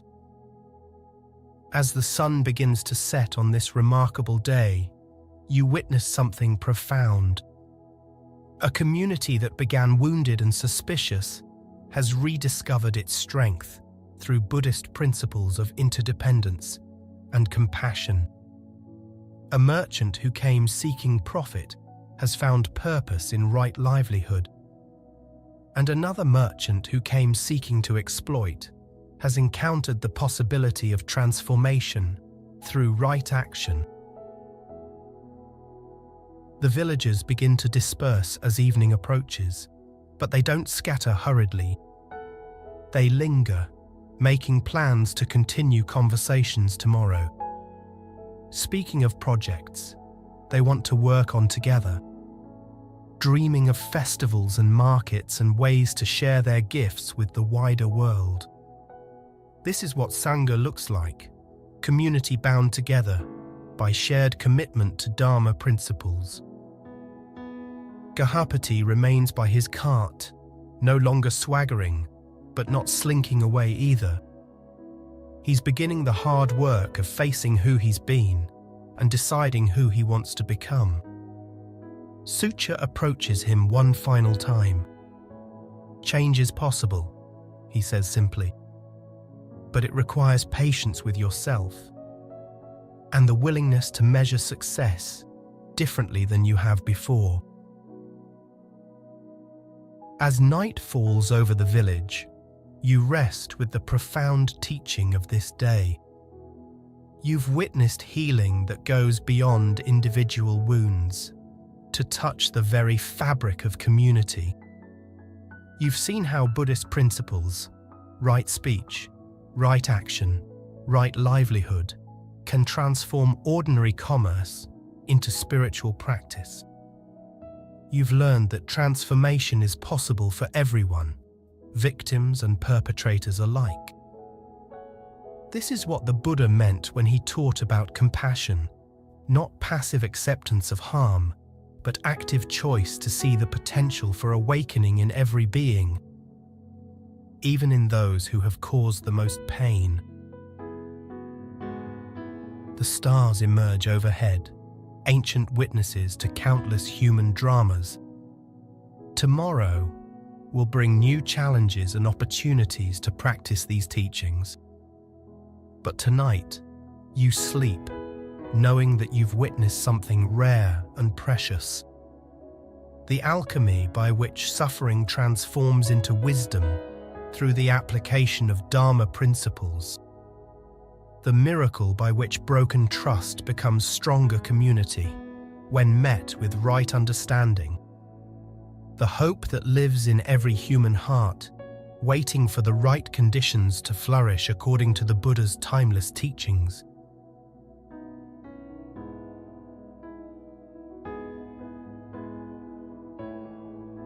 The third morning arrives like a whispered promise. You wake not to the sound of roosters, but to something more beautiful, the gentle murmur of human voices, already gathered by the well. People have risen early, not from habit or necessity, but from something deeper. The same pull that draws you from sleep, the magnetic quality of transformation in motion, As you approach the village square, you feel it immediately. The air itself has changed. Where once there was the brittle tension of broken trust, now there's something softer, more alive. Like the difference between a house that's been empty and one where people are finally home. The Buddha taught that drop by drop is the water pot filled. Likewise, the wise person, gathering it little by little, fills themselves with good. And this is what you're witnessing, a community filling itself with goodness, one small act at a time. The transformation isn't dramatic or sudden. It's the quiet revolution that happens when people remember who they really are underneath their fear. You find Sucha where you left him, but he's no longer the lone figure by the well. A natural circle has formed around him, not of customers waiting to trade, but of people who simply want to be near, this quality of presence. Mira sits cross-legged beside him, working on a small piece of clay pottery. Her grandmother Kamala is teaching another child how to test fabric for quality. Ananda the woodcarver is showing a young man the proper way to hold a carving knife. This is what healing looks like, not the absence of wounds, but the presence of care flowing freely between people. But the most remarkable sight is Gahapati, the merchant who arrived yesterday with swagger and defensiveness, now sits slightly apart from the main group, but clearly within it. His bright, shouting cart has been repainted overnight, simple earth tones that don't demand attention. He's helping a young mother examine a piece of cloth, pointing out signs of quality with the expertise he once used for deception. "See how the threads are woven," you hear him say. "When they're this tight, and even the fabric will last for years. But if you see loose weaving here," he shows her what to avoid. His voice carries something new, humility mixed with genuine desire to help. This transformation embodies what Buddhist psychology calls the turning around, the moment when karma shifts from creating suffering to creating benefit. You recognize this from your own life, those pivotal moments when you chose to respond differently to an old pattern, when you decided to help instead of compete, to listen instead of defend, to trust instead of suspect. It never feels dramatic in the moment. It just feels like finally breathing freely after holding your breath for too long. A new visitor approaches the village, a traveling monk in simple robes, his presence immediately recognizable to those who understand such things. His name is Sariputta, though you won't learn this until later. He's one of the Buddha's foremost disciples, known for his wisdom and compassion. But he doesn't announce himself or seek special attention. He simply joins the circle by the well like any other traveler seeking rest. Sucha recognizes him immediately and bows respectfully. "Venerable sir," he says quietly, "you honor us with your presence." But Sariputta waves away the formality. "I am simply a fellow traveler on the path," he replies. "I heard there was something remarkable happening in this village. People speaking of a merchant who trades in trust rather than goods." His eyes take in the scene, the easy interaction between former strangers, the children learning alongside elders, the ex-deceiver now teaching others to avoid deception. "I see the reports were accurate." You watch as Sariputta observes without judging, listens without correcting, simply allows himself to be present to what's unfolding. This is what the Buddha called right mindfulness, in its purest form, paying attention to what is, without immediately trying to change or improve it. It's a quality you can cultivate in your own life, this ability to witness transformation without needing to control it. How often do you try to rush your own healing, to force breakthroughs instead of allowing them to emerge naturally? How much anxiety comes from believing you should be further along than you are? What I see here, Sariputta says softly, is living Dharma, not teachings spoken, but teachings embodied. Not philosophy discussed, but wisdom practiced. He looks around the circle. The Buddha often spoke of right livelihood, work that harms none and benefits all. But here I see something even more precious. Right community, where each person's awakening supports everyone else's awakening. Mira looks up from her clay work, her young face serious with concentration. "Venerable Sir," she says, using the respectful address she's heard the adults use, "is it true that the Buddha says everyone can become enlightened?" The question comes from genuine curiosity, not theological interest. This is what children do, cut straight to the heart of what matters. Sariputta smiles, the warm expression of someone who delights in sincere questions. The Buddha teaches that all beings possess Buddha nature, he explains in simple terms. Like a seed that contains the whole tree, each person contains the possibility of complete awakening. He picks up a small stone from beside the well. This stone looks solid and unchanging, but it's actually made of countless tiny particles, constantly moving. In the same way, what seems like a fixed self is actually a flowing process of thoughts, feelings, and experiences. He sets the stone down gently. When we understand this flowing nature, we stop trying to protect something that was never solid in the first place. That's when true freedom begins. You feel this teaching landing in your own chest, like a key turning in a lock. How much of your daily stress comes from trying to protect and maintain an image of yourself? The successful person, the good parent, the competent worker, the spiritual seeker. What if all these identities are just flowing processes, not fixed things that need defending? What if the anxiety about not being enough comes from trying to make permanent what was always meant to be fluid? What relief might come from letting yourself be a flowing process rather than a fixed achievement? Gahapati has been listening to this exchange with growing amazement. "Venerable Sir," he says hesitantly, "I've done terrible things. I've cheated people, lied to them, taken advantage of their trust. Can someone like me really change?" His voice carries the weight of genuine remorse. But underneath it, you hear something else, the first tender shoots of hope.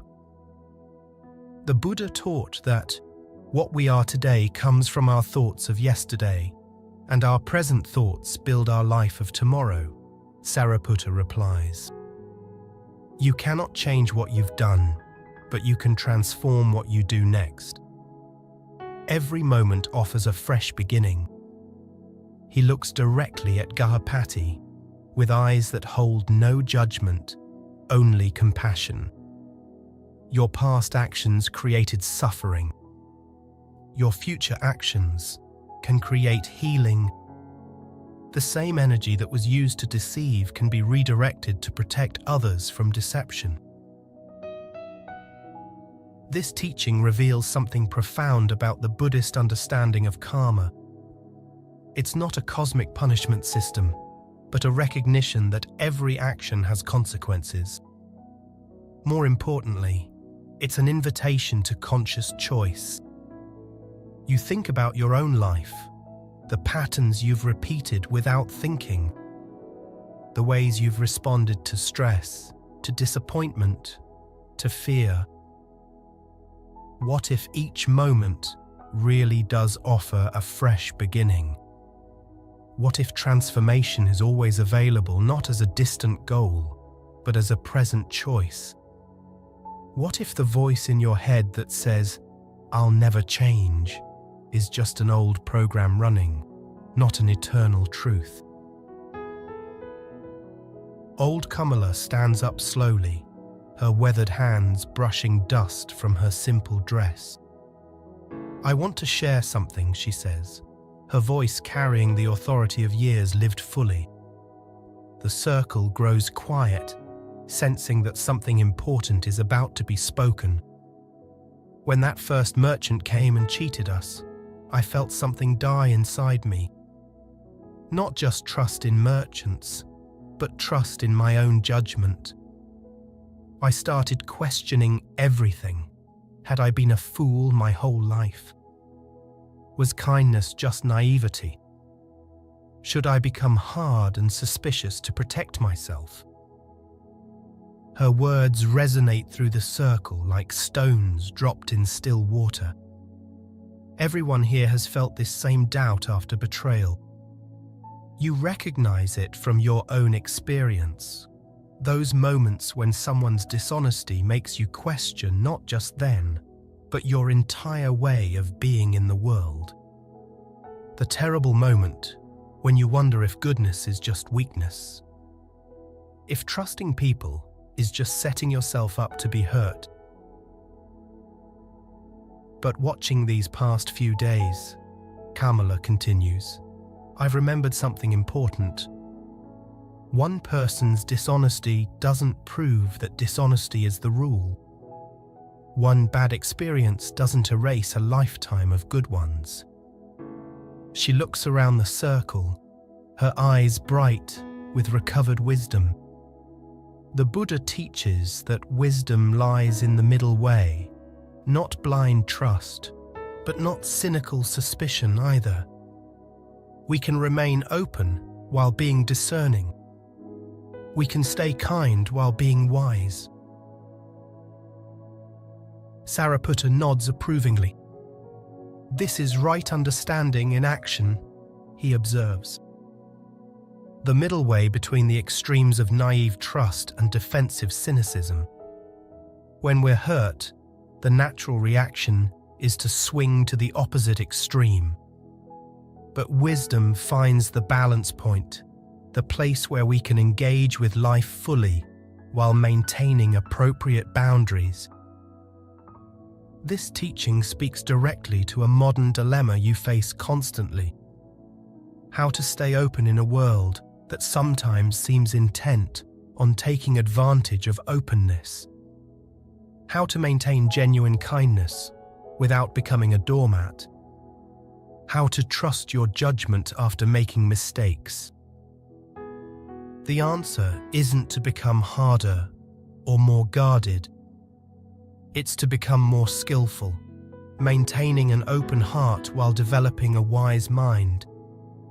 Learning to trust your intuition while also paying attention to red flags.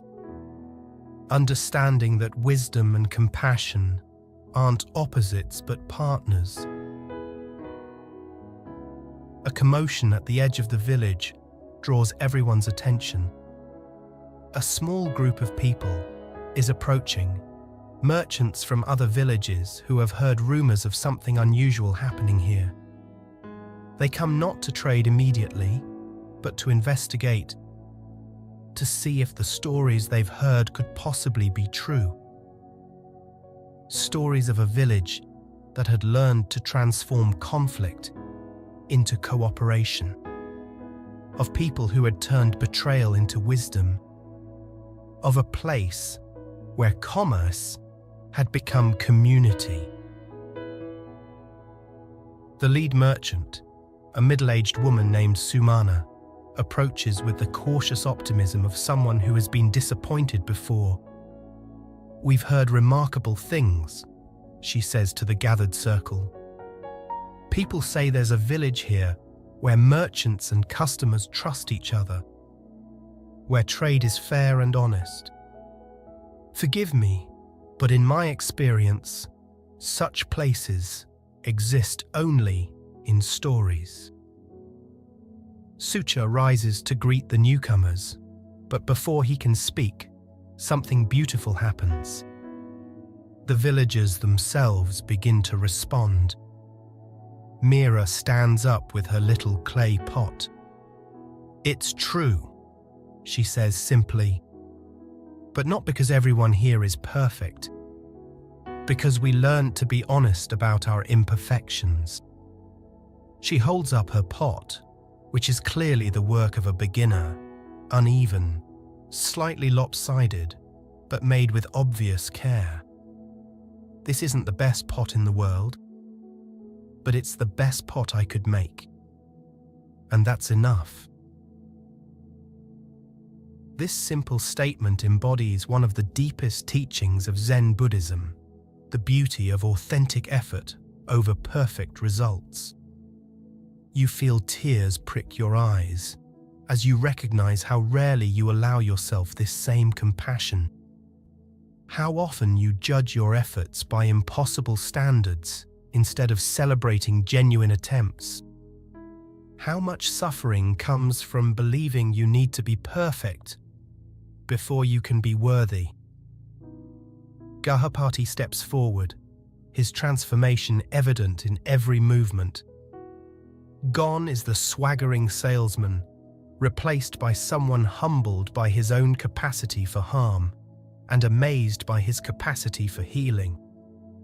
"These people have every reason not to trust merchants," he says to Sumana. "I gave them that reason. I cheated them, lied to them, exploited their kindness." His voice doesn't hide from this truth, but doesn't wallow in it either. "But they've shown me something incredible, that transformation is possible if you're willing to face what you've done and choose differently." He turns to address the entire gathering. "I want to make a promise to all of you," he says. "Not just words, but actions. I'm going to spend the next year traveling between villages, teaching people how to recognize dishonest merchants, how to test goods properly, how to spot false promises, how to protect themselves from people like I used to be." His voice grows stronger with each word. "I can't undo the harm I've caused, but I can prevent it from happening to others." The Buddha taught that holding on to anger is like grasping a hot coal with the intent of throwing it at someone else. You are the one who gets burned. But here you're witnessing the opposite transformation, how releasing anger can free everyone involved. How forgiveness isn't about condoning harmful behavior, but about refusing to let that behavior continue, defining the relationship. Sariputta addresses the visiting merchants directly. "What you're seeing here isn't magic," he explains. "It's the natural result when people choose to practice the Buddha's teachings in daily life. Right speech that builds trust instead of tearing it down. Right action that considers the well-being of all involved. Right livelihood that creates value for everyone in the exchange." He pauses, letting this sink in. These aren't just spiritual ideals. They're practical guidelines for creating the kind of world we all want to live in. Sumana looks around the circle, seeing the easy interactions, the children learning alongside adults, the former adversaries now working together. "How do we create this in our own communities?" she asks. How do we start when trust has already been broken? You start with yourself, Kamala replies before anyone else can speak. You can't control whether others will be honest, but you can control whether you will be. You can't force others to trust, but you can become trustworthy. You begin where you are, with what you have, doing what you can. She looks directly at Sumana. And you accept that change takes time. Trust is built in drops and lost in buckets, as my grandmother used to say. But it can be rebuilt, drop by drop, choice by choice. This wisdom speaks to something you struggle with in your own life.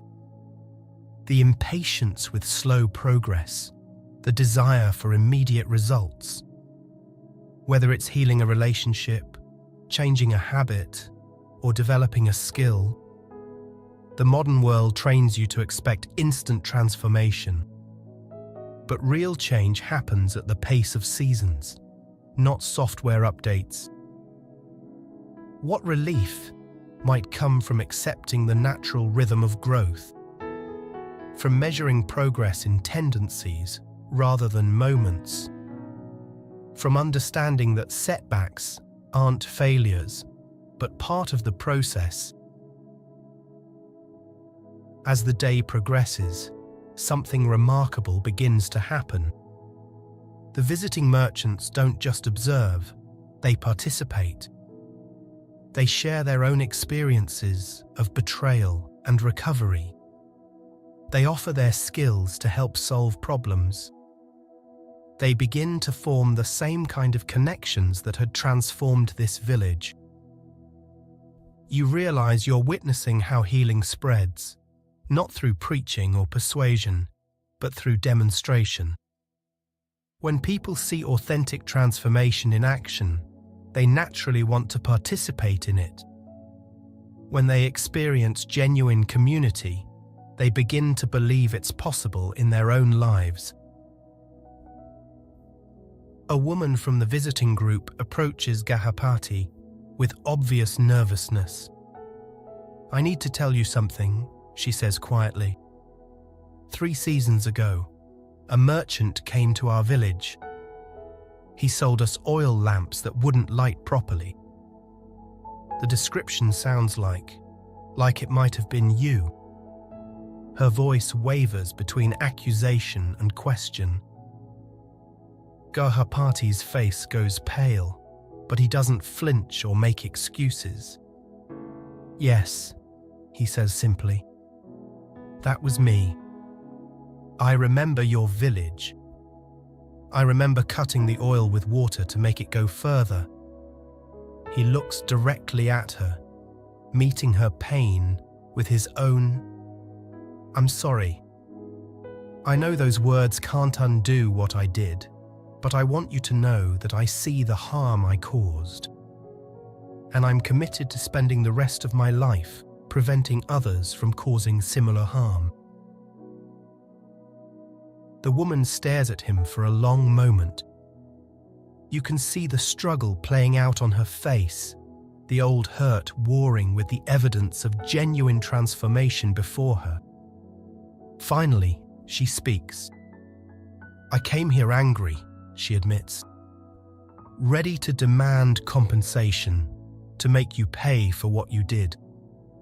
But seeing you now, seeing this place, I don't know what to do with my anger anymore."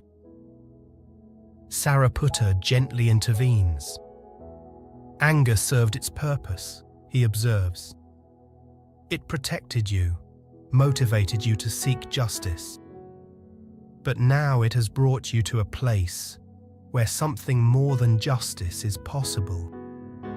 Healing is possible. Transformation is possible. The question isn't whether you should let go of your anger. The question is what you want to do with the space that opens up when anger naturally dissolves."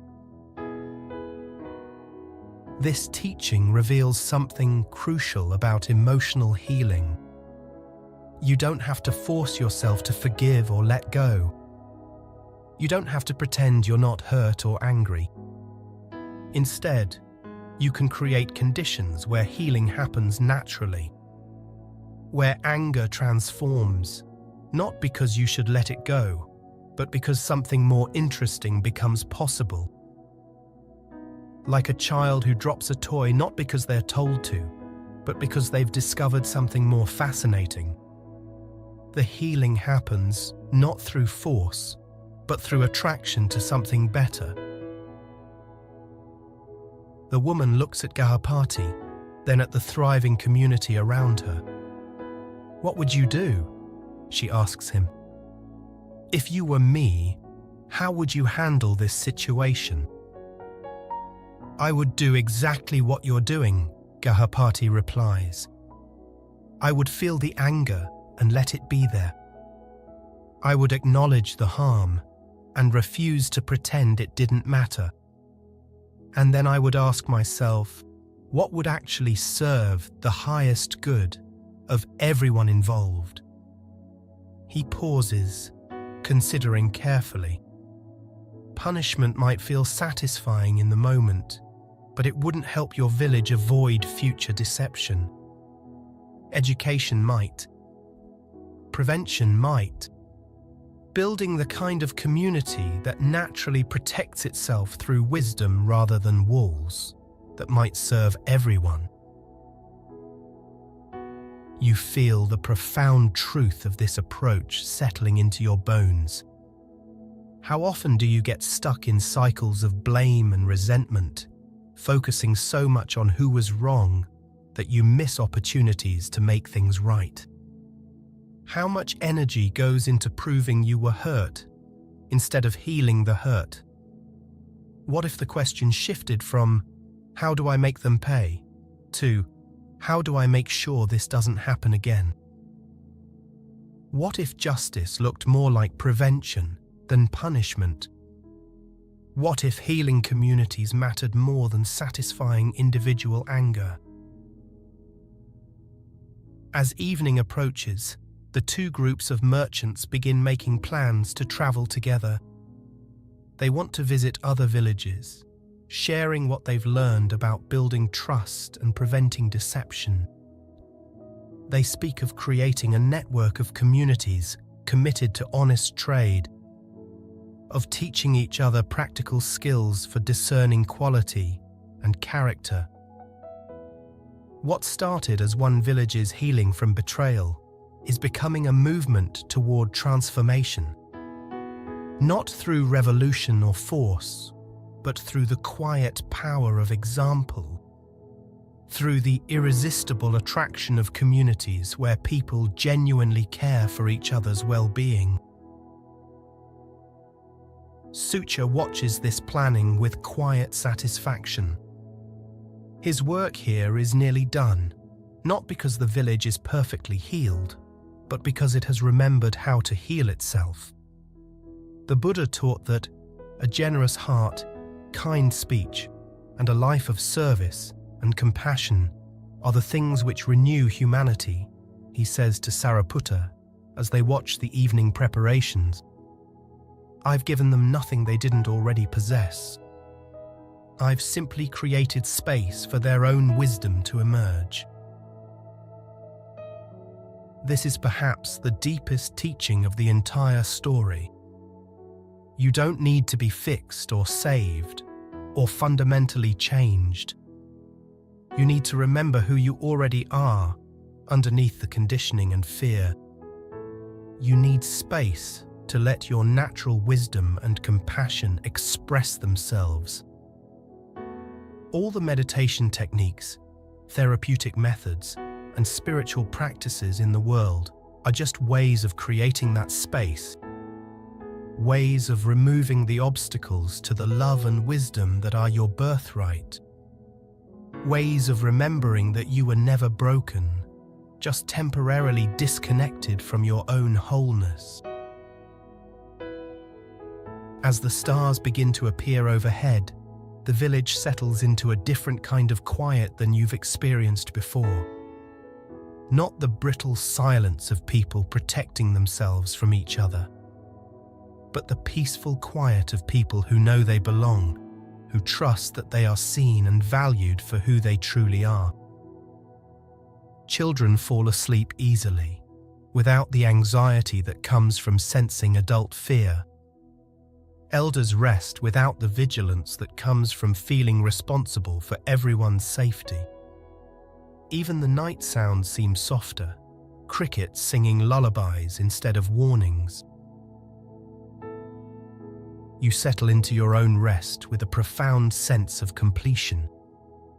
Not because the story is over, but because you've witnessed something that changes how you understand what's possible. You've seen betrayal transform into wisdom, broken trust rebuild into stronger community, individual healing become collective transformation. And most importantly, you've experienced it not as a distant tale, but as a lived reality. Something that happened not just to characters in a story, but to you. Something that changed not just their understanding, but yours. Something that offers not just inspiration, but practical wisdom for your own journey of healing and growth. The Buddha taught that better than 1,000 days of diligent study is one day with a wise teacher. Tonight, you have been both student and teacher, learning from the wisdom of this village while discovering the wisdom within yourself, receiving the teaching while becoming part of it. Tomorrow, you will carry this transformation back into your own life.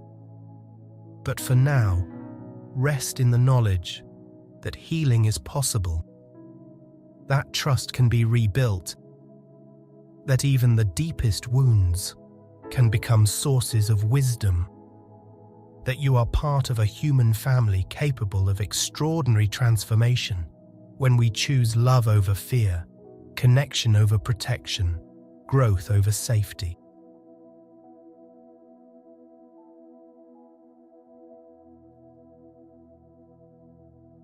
The fourth day arrives not with fanfare, but with the quiet confidence of a truth that has taken root. You wake to find the village transformed in ways that go deeper than what the eye can see. The physical arrangements are the same clay houses, the same well, the same dusty paths. But something fundamental has shifted in the space between people. Where once there was careful distance, now there's natural closeness.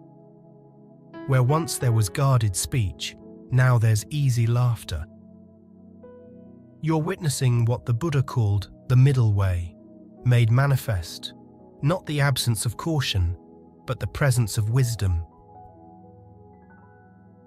As you approach the well, you find Sucha in conversation with Sariputta, their voices carrying the particular quality that comes when deep wisdom meets deeper experience. The remarkable thing, Sariputta is saying, is how naturally it all unfolded. No sermons were preached, no rules imposed. You simply embodied the Dharma and let others recognize it in themselves. Sucha nods thoughtfully. The Buddha taught that the mind is everything, what you think you become. But I've learned that the reverse is also true. What you become shapes what others think is possible. He gestures toward the village where people are going about their morning tasks with an ease that wasn't there before. They didn't need to learn new teachings. They needed to remember old truths that had been covered over by fear. You feel this wisdom settling into your own understanding, like water soaking into dry earth. How often do you forget that your own way of being in the world teaches others what's possible? That your anxiety gives others permission to be anxious? that your calm offers them a path to their own peace, that your authenticity invites their honesty. The most profound teaching isn't what you say, but how you show up. Not the advice you give, but the example you live. Not the problems you solve for others, but the peace you maintain within yourself. A small commotion draws your attention to the village entrance. A figure approaches on foot, walking with the distinctive gait of someone who has traveled very far. As he gets closer, you recognize the unmistakable presence of the Buddha himself. Not announced by fanfare or attendance, but moving with the simple dignity of someone who needs no introduction. His arrival creates a ripple of recognition through the village, but not the frantic excitement you might expect. Instead, there's a quality of natural reverence, like people recognizing the source of teachings they've been living without knowing it. The Buddha approaches the well with the same unhurried pace he brings to everything. His eyes take in the scene, the mixed group of villagers and merchants, the children learning alongside elders, the former deceiver now teaching discernment. I heard there was a village here where the Dharma was being lived rather than merely discussed, he says with the gentle humor of someone who delights in finding truth in unexpected places. Sariputta bows respectfully. Teacher, this merchant has created something remarkable. He's shown how the principles you teach can transform not just individuals, but entire communities. The Buddha looks at Sucha with eyes that seem to see through time itself. And what have you learned from this experience? He asks. The question isn't a test, but genuine curiosity about what wisdom has emerged from practice. Sucha considers carefully before responding. I've learnt that healing happens in relationship, he says. That trust isn't rebuilt through words but through consistent actions. That transformation is contagious when it's authentic. He pauses, gathering his thoughts. But most importantly, I've learned that people don't need to be taught wisdom. They need space to remember it. The Buddha nods with approval. This is why I teach the middle way, he explains to the gathered circle. Not because it's a compromise between extremes, but because it recognizes that truth lies in balance, between trust and caution, between forgiveness and accountability, between individual healing and community wholeness. His voice carries the authority of someone who has tested these teachings, not just in theory, but in the messiness of real human relationships. You think about your own life, the ways you've swung between extremes, times when you've been too trusting and gotten hurt, times when you've been too guarded and missed opportunities for connection, times when you've focused so much on individual growth that you've forgotten the healing power of community, times when you've been so focused on fixing others that you've neglected your own development.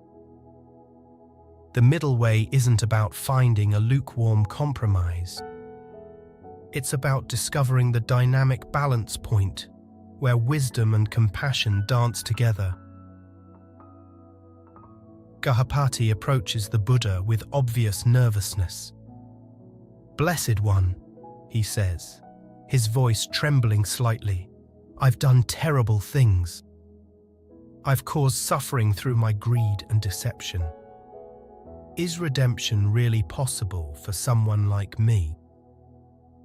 The Buddha's response comes without hesitation.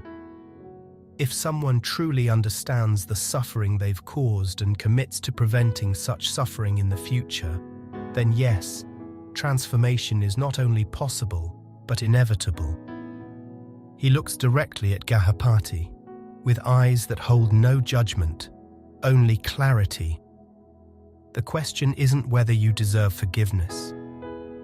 The question is whether you're willing to do the work of making amends. Not just saying sorry, but living differently. This teaching cuts through one of the deepest sources of human suffering, the belief that past mistakes define future possibilities. You recognize this voice in your own head, the one that says you're not worthy of love because of what you've done, not capable of change because of how you've been, not deserving of peace because of the pain you've caused. But the Buddha's teaching offers something more radical than forgiveness. It offers the possibility of genuine transformation, not erasing the past, but learning from it so completely that it becomes wisdom. Not pretending you never caused harm, but committing to preventing future harm. A young woman from the visiting merchants group raises her hand tentatively. Blessed One, how do we take what we've learned here back to our own communities? How do we create this kind of transformation in places where people are still hurt and suspicious? The Buddha smiles at the question. You begin exactly where you are, he says. You don't wait for others to change first. You don't demand that conditions be perfect before you start practicing wisdom. He picks up a small stone from beside the well. This stone cannot make the whole earth solid, but it can provide stable ground for one footstep. Your practice of honesty cannot make everyone truthful, but it can provide reliable ground for those ready to trust again. He sets the stone down gently. The Buddha taught that hatred is never appeased by hatred in this world. By non-hatred alone is hatred appeased. This is a law eternal. This doesn't mean becoming passive in the face of harm. It means responding to harm with wisdom rather than reactivity, meeting deception with discernment rather than cynicism, approaching betrayal with healing rather than revenge. You feel this teaching resonating with every relationship challenge you've ever faced. The co-worker who takes credit for your ideas, the friend who breaks confidences, the family member who manipulates through guilt, the romantic partner who lies about small things. In each case, you have the same choice this village faced. React with more of the same energy that created the problem, or respond with something different, something that breaks the cycle rather than perpetuating it. Mira, who has been listening with the intense focus that only children bring to important truths, tugs on the Buddha's robe. Why do people hurt each other if it makes everyone sad? She asks with the devastating directness of innocence. The Buddha kneels down to her level, treating her question with the same seriousness he would give to any philosophical inquiry. People hurt others because they are hurting inside, he explains gently. When someone is angry, or afraid, or sad, sometimes that pain spills out onto other people. It's like when you're carrying a cup that's too full, some of the water splashes on others. He traces a pattern in the dust with his finger. But when people learn to heal their own pain, they stop spilling it on others. They become like wells that give clean water instead of cups that overflow with bitterness. This simple explanation illuminates something you've struggled to understand about human nature. Why good people sometimes do harmful things. Why kind individuals can be cruel in moments of stress. Why people who love you can still wound you deeply. It's not because they're fundamentally bad. It's because unhealed pain has a way of spreading. Because hurt people, just as healed people heal people. Understanding this doesn't excuse harmful behavior, but it does offer a path toward prevention rather than just punishment. As the morning progresses, the Buddha engages with each person who approaches him, not as a distant teacher dispensing wisdom from on high, but as someone genuinely interested in how Dharma principles work in daily life. He asks practical questions about their trades, their families, their struggles. He listens to their stories of transformation with the delight of someone seeing his teachings take root in fertile ground. What I find most remarkable, he says to the gathered circle, is how naturally the Dharma emerges when conditions are right. No one here studied texts or memorized teachings. Yet you've discovered through experience what the wisest sages spend lifetimes learning. He looks around at the mix of villagers and merchants, former adversaries now working together. This is why I teach that the Sangha, the community of practice, is one of the three jewels. Individual awakening is precious, but collective awakening transforms the world. This recognition gives you a new understanding of your own spiritual journey. How much of your growth happens not in isolation, but in relationship. How your healing accelerates when witnessed by others. How your wisdom deepens when tested in real-world interactions. The meditation cushion is important, but the marketplace is where Dharma proves itself. The retreat center offers necessary refuge, but the family dinner table is where compassion gets practiced. The therapy session provides valuable insight, but the workplace is where patience gets developed. As the Buddha prepares to continue his journey, Sucha approaches him with a question that has been forming throughout their conversation. Teacher, I understand now that my role here was temporary. This village has remembered how to heal itself. But what about the countless other communities still trapped in cycles of mistrust and betrayal? How do we reach them? The Buddha's answer comes with the patient wisdom of someone who has spent decades planting seeds that others will harvest.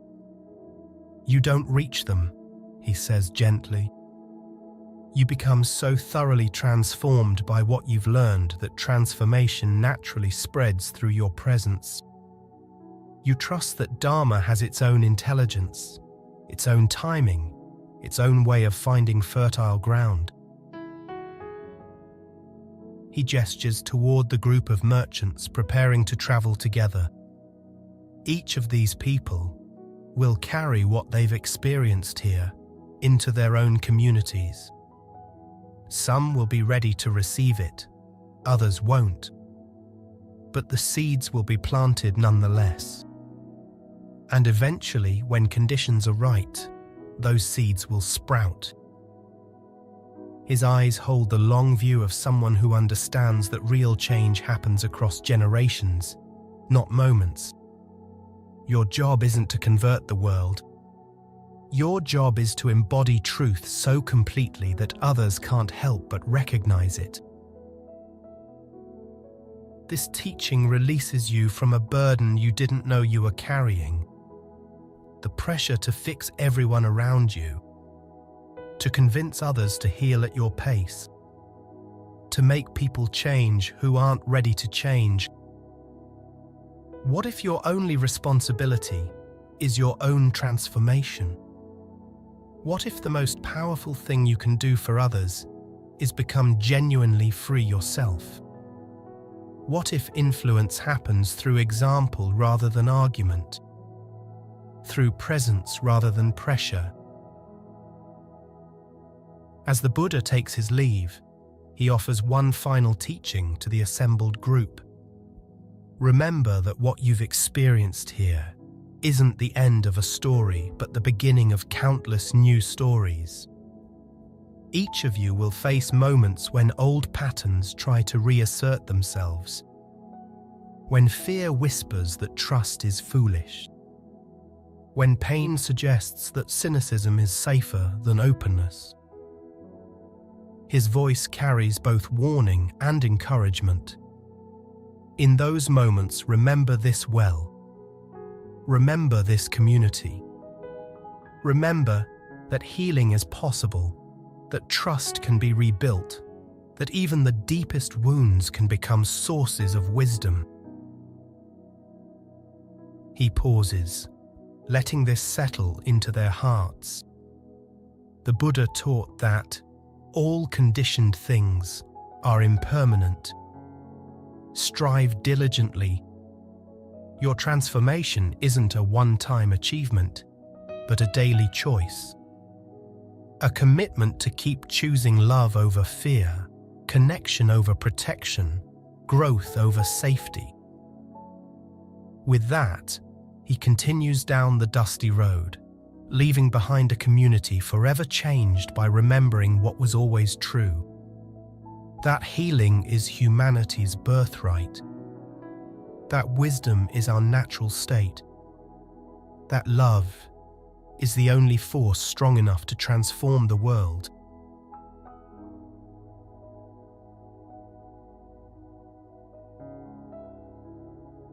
The sun sets on the fourth day with colors you've never seen before.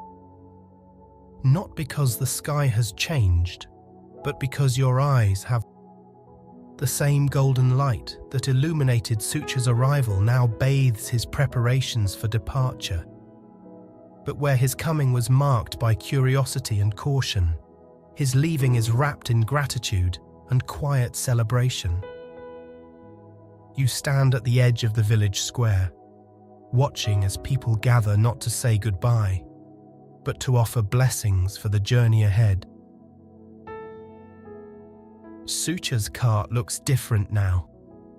Still simple, still honest, but somehow fuller, despite containing fewer goods.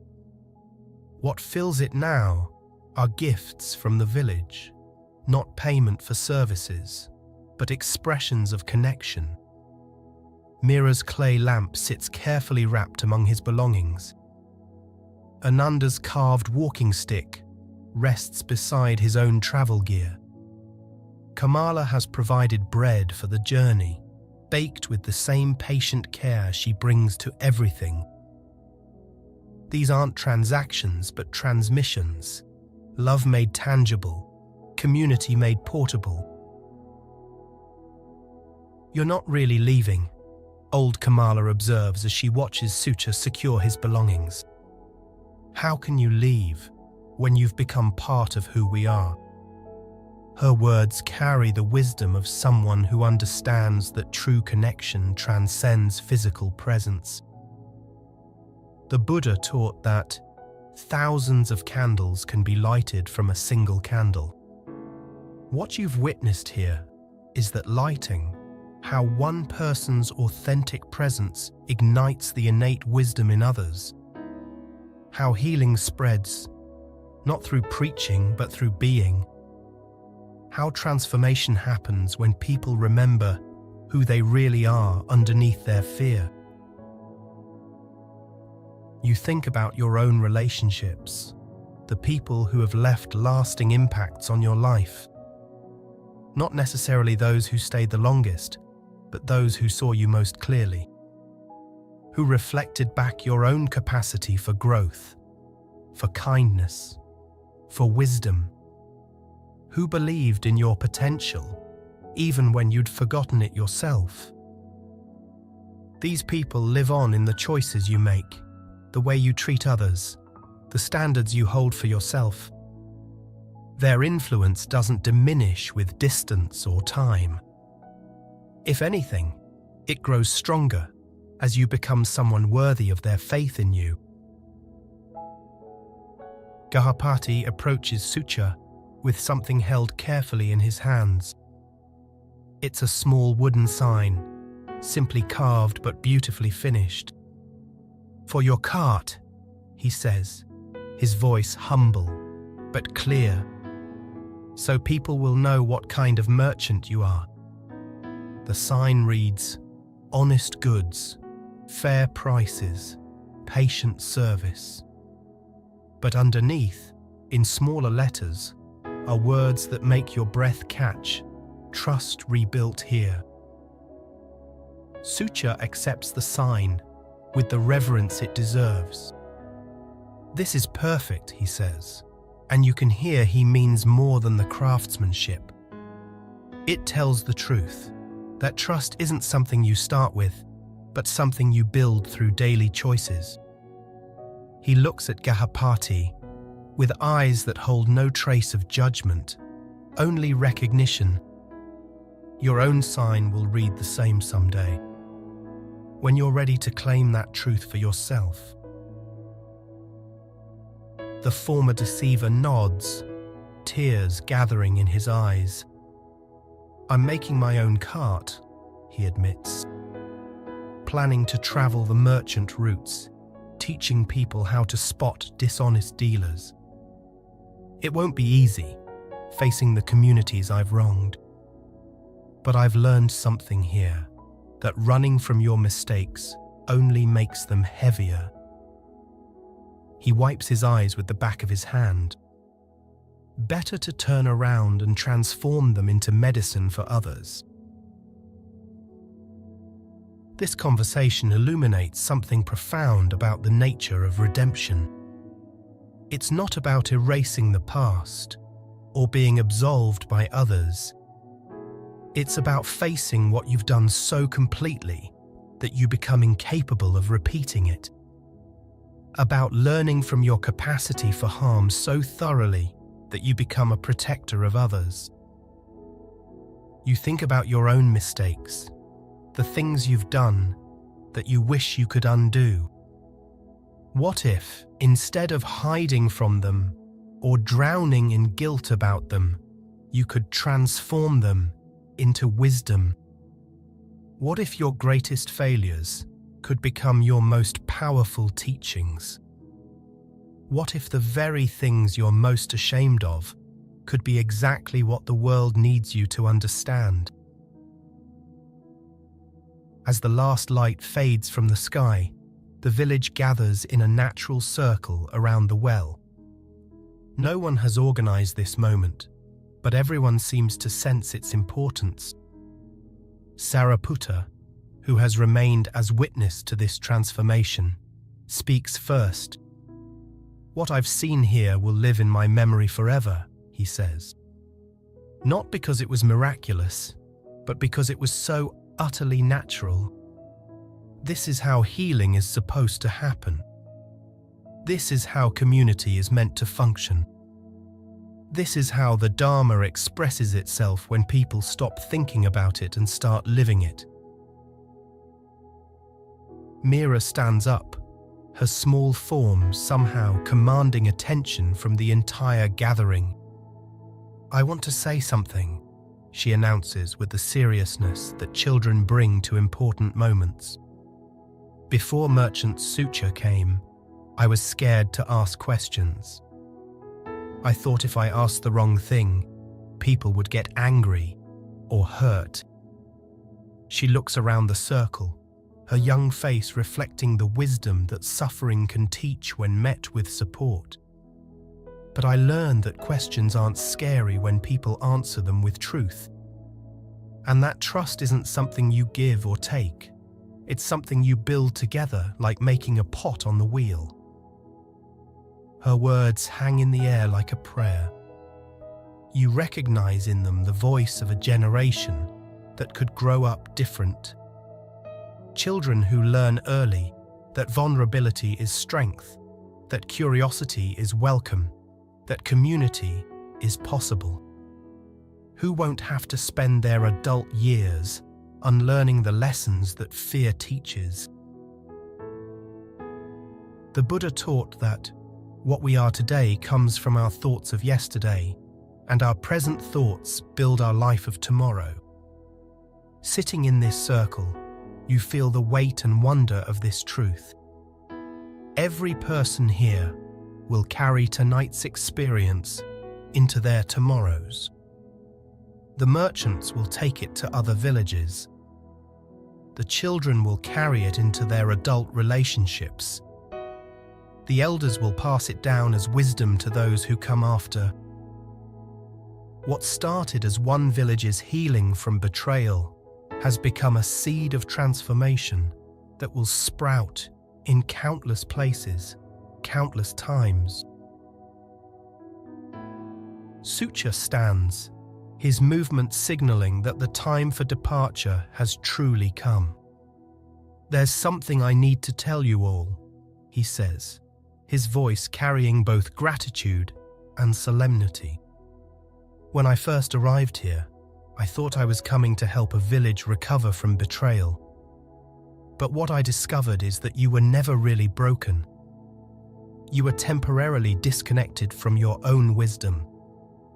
My role wasn't to fix you, but to create space for you to remember who you are." He looks around the circle, making eye contact with each person. This is important because you'll face challenges again. People will disappoint you, betray your trust, take advantage of your kindness. When that happens, remember this moment. Remember that your capacity for trust isn't naive, it's courageous. Remember that your willingness to believe in people's potential for good isn't foolish, it's wise. Remember that healing is always possible, not because people are perfect, but because people can change. These words land in your own heart like seeds in fertile soil. How often do you forget these truths when faced with disappointment? How quickly you can slip from "this person hurt me" to "people can't be trusted." From "this didn't work out" to "nothing ever works out." From "I made a mistake" to "I always mess things up." What if you could hold on to the larger perspective, even in the midst of specific pain? What if you could remember that one person's actions don't define all people? That one failure doesn't predict all future attempts? That temporary setbacks don't erase permanent growth? As Sucha climbs onto his cart, something beautiful happens. Without any prompting or organization, the villagers begin to sing. Not a formal song with complicated verses, but a simple melody that seems to arise from their collective heart. The words are few and ancient. May all beings be happy. May all beings be free. May all beings live in peace. Their voices weave together in harmonies that speak of lives interwoven, of healing shared, of community discovered. You find yourself singing too, your voice adding to the tapestry of sound that carries their blessings into the night. The cart begins to move, slowly at first, then finding its rhythm. But instead of growing smaller as distance increases, Sucha's presence seems to expand, as if leaving allows him to become part of the landscape itself. Part of the story this place will tell about itself. Part of the memory that will guide future choices. The oxen's bells chime softly as they find their pace, the sound gradually blending with the night symphony of crickets and wind. until you can no longer distinguish between the sounds of departure and the sounds of home. Standing in the square after the cart disappears from view, you feel something shifting inside your own chest. A recognition that you too are preparing to leave this place. Not physically, perhaps, but spiritually. You're carrying with you everything you've witnessed and experienced. Every lesson about trust and betrayal, healing and forgiveness, individual growth and community transformation. But more than lessons, you're carrying a felt sense of what's possible. A knowing in your bones that change is real, that healing happens, that people can choose differently, that you can choose differently. The villagers begin to disperse, but slowly, reluctantly. No one wants this moment to end completely. Conversations continue in small groups as people walk toward their homes. Plans are made for tomorrow's work, next week's projects, next season's festivals. Life returning to its natural rhythm, but forever changed by what has passed through it. You walk with them part way, listening to their quiet discussions about how to maintain what they've built. How to remember these lessons when future challenges arise. How to teach their children not just what happened, but what it means. How to welcome future merchants with both openness and wisdom. These conversations reveal something crucial about lasting transformation. It doesn't happen automatically or magically. It requires conscious cultivation, daily choice, ongoing commitment to the principles that created it. Eventually, you find yourself alone by the well, sitting where Sucha sat for those transformative days. The stone is still warm from the day's sun, and you can almost feel the presence of all who have sat here. All who have shared their stories, their struggles, their hopes. All who have discovered that the way forward from betrayal isn't through hardness, but through wisdom. Through discernment that protects without closing. Through boundaries that include rather than exclude. Looking up at the stars, you realize that this ancient well has become something sacred. Not because anything supernatural happened here, but because something deeply natural was allowed to unfold. The natural human capacity for healing, for growth, for transformation. The natural tendency of wisdom to emerge when fear is set aside. The natural power of love to transmute even the deepest wounds into sources of strength. The Buddha taught that, in the end, these things matter most. How well did you love? How fully did you live? How deeply did you let go? Sitting by this well, you understand that these aren't separate questions but aspects of the same inquiry. That loving well requires living fully. That living fully requires letting go deeply. That letting go deeply creates space for love to flow freely. You think about tomorrow, about returning to your own life, with everything you've learned here, about the relationships that could benefit from more patience, more understanding, more skillful response to old patterns, about the communities you're part of that might be ready for healing, for transformation, for remembering what's possible when people choose connection over protection. About your own capacity to be like Sucha, not perfect, but authentic. Not without challenges, but committed to meeting them with wisdom. Not free from mistakes, but dedicated to learning from them so completely that they become gifts to others.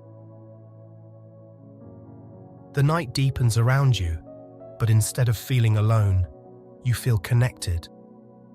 Connected to this village and its ongoing story. Connected to all the other places where similar healing is unfolding. Connected to every person who has ever chosen trust over cynicism, love over fear, growth over safety. Connected to the great web of beings all working toward the same ultimate goal, the end of suffering and the cultivation of joy. Not just for themselves, but for all beings everywhere.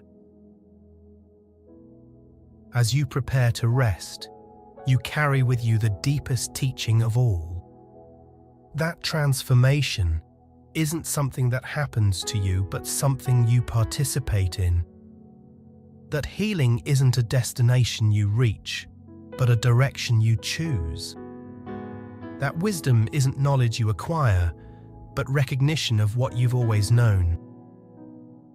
That love isn't something you find, but something you remember you are.